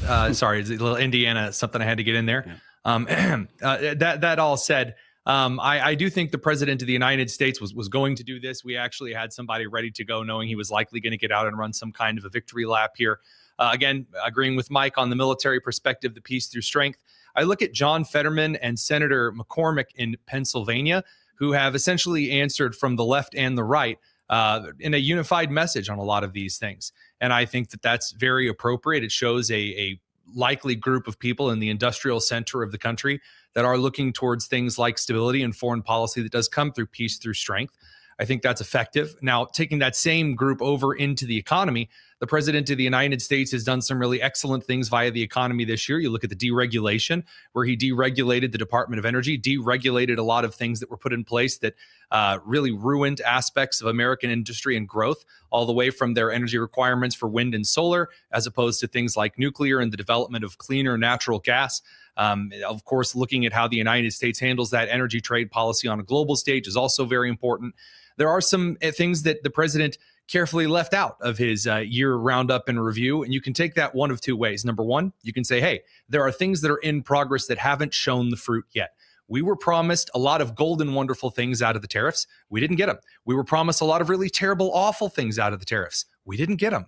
And so I think that a lot of this has to boil down to, in 2026, a reverse catch-22, if I may, where if the Supreme Court strikes down the tariff plan of the Trump administration, the economy is going to boom right before the midterms. And if they don't, then you're going to see a stabilization. At least that's what's been alluded to by automotive, technology manufacturers, all the way over into energy production, which will likely pick up momentum in 26. So, I mean, it was expected. I'd say diplomatically, Trump is Trump. Him pulling out of a bunch of UN stuff is candy to me. So I was never going to be grumpy about that. Okay, so Mike, Tony brought up the midterms coming up later this year. How much support do you think President Trump has to gain before we get to those elections?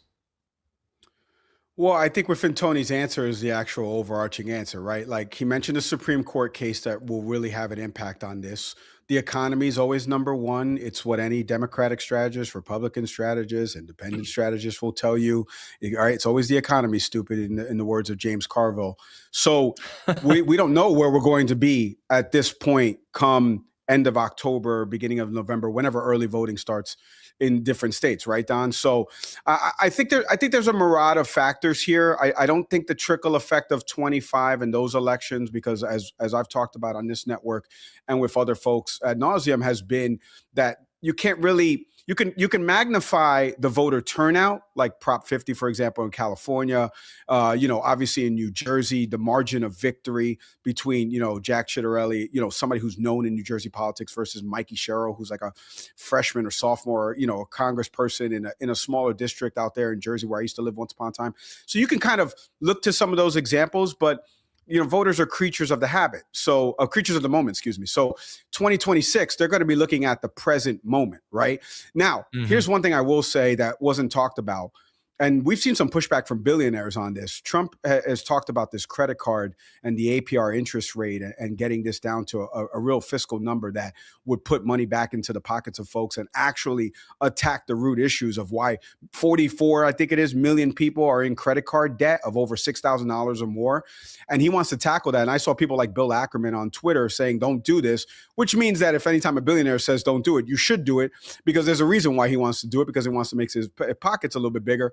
And I think the president actually doing that, again, something small, Don, but it could have a trickle effect down ballot for some of these other races where people could go into some of these purple districts, Mike Lawler, somebody like that, like in a district like that, and say, look what the president's doing to tackle these big corporations, and the media narrative and stuff like that. So there could be something like that, but we need to see where we're going to be in 2026, Don, with respect to some of these sectors of the economy that still haven't shown growth, to Tony's point. So, Tony, is the level of support or opposition from the American public a year later where you expect it to be? And do you think there is more room for Trump to improve that support before the elections come? So to answer your question, is it where I thought it was going to be? I did expect there to be a decline in the approval rating from where he was. I think I ended up saying that kind of last year in about March or April, that I expected a pretty decent decline as some of these policies went into effect. And the question that I had was kind of the question that is here today. And again, I think Mike's right on the money there, that voters are creatures of the moment. And so approval ratings are very tied to what people are feeling right then and there. And you've seen the Trump administration start to kind of pull away from this language of, oh, actually, everything at the grocery store is super duper. And the real argument needs to be, hey, we are proceeding towards making this better. It's not there yet. It's not where we want it to be, but this is the stuff that we're doing to make it more affordable.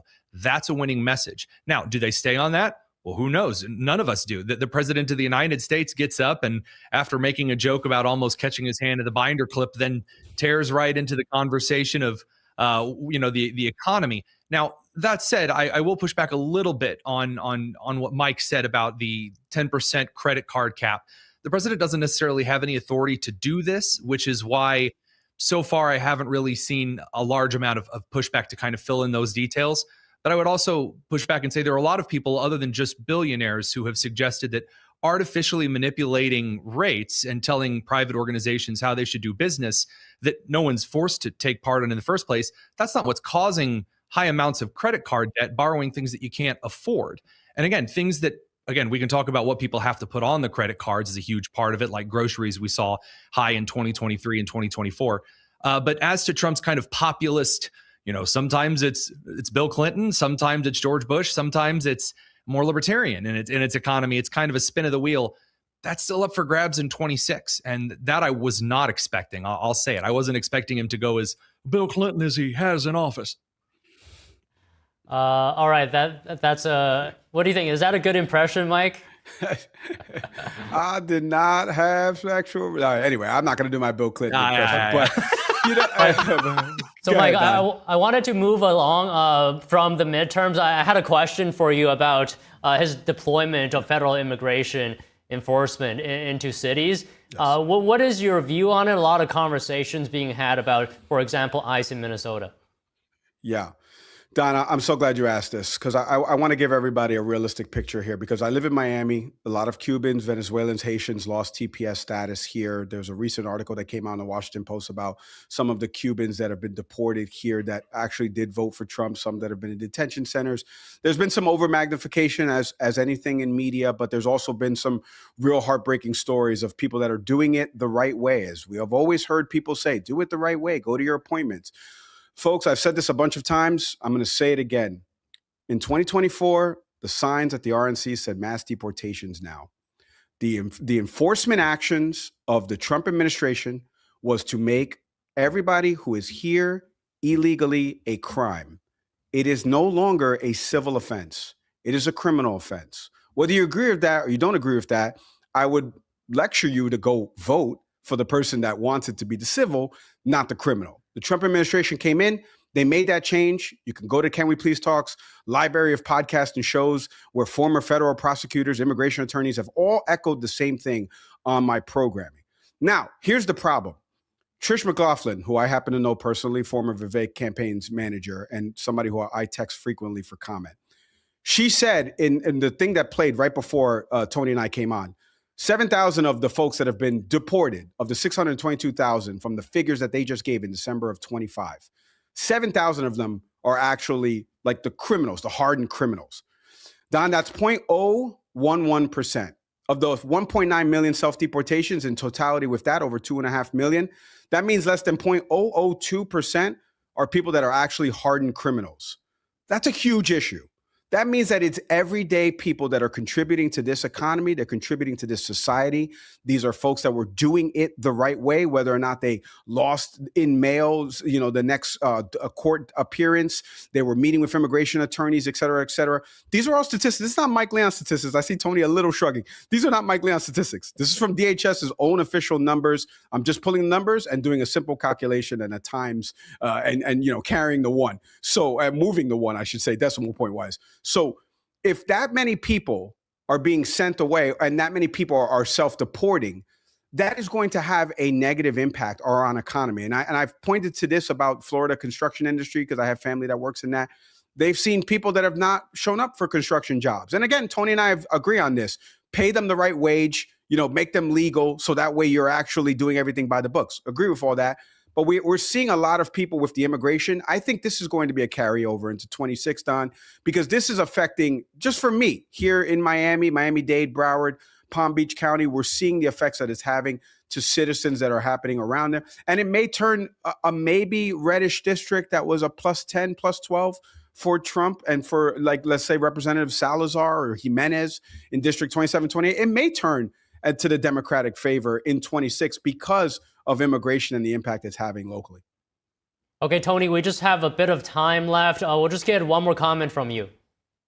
Yeah, so according to federal policy, and this was espoused specifically by the Obama administration's Department of Homeland Security, if you go into an area and you find an individual who is an illegal immigrant, this illegal immigrant who has committed various violent crimes, and there are 8 other people around them that may be harboring them, that may be near them, you also have to take them in. This is how police work and law enforcement works in a variety of cases, not just illegal immigration. That said, the Obama administration used to announce that they were sending home people who had just come here and they were perhaps just stealing identities. Maybe they were just getting here, they got some bad advice from the cartel, maybe they were smuggled, something like that. They are still here illegally. And the United States has laws, whether it is a civil offense or a criminal offense. If you are running away from your court dates and you can say, oh, it got lost in the mail, yeah, that's it.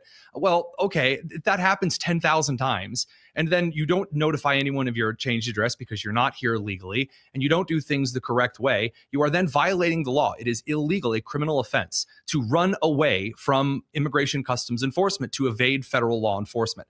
And so, again, we can talk about how certain things are done, but what I've seen in the red states, when they say, hey, here are the guys we have in jail who have committed violent crimes, here you go. That's the proper way to do this. But the Minnesota way of saying, come in and get him yourself, you are going to get people mixed up in that shouldn't be. And again, the rhetoric that was communicated by the left is now backfiring on the immigration things that the Trump administration was starting to soften on. And so when you have people saying, no, they should go and attack the church, it's like, my God, enjoy what you're going to get out of that. Okay, let's leave it there for today. Thank you both. Always great to speak with you. Take care, guys. All right, we're going to take a short break, but we'll be back with more news. Stay with us as well. NTD Evening News is at 6 p.m. Eastern, 3 p.m. Pacific.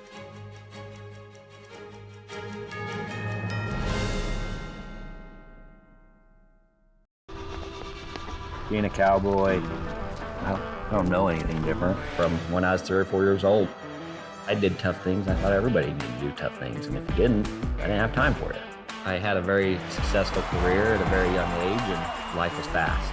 I was preparing physically. I wasn't doing anything mentally. On the inside,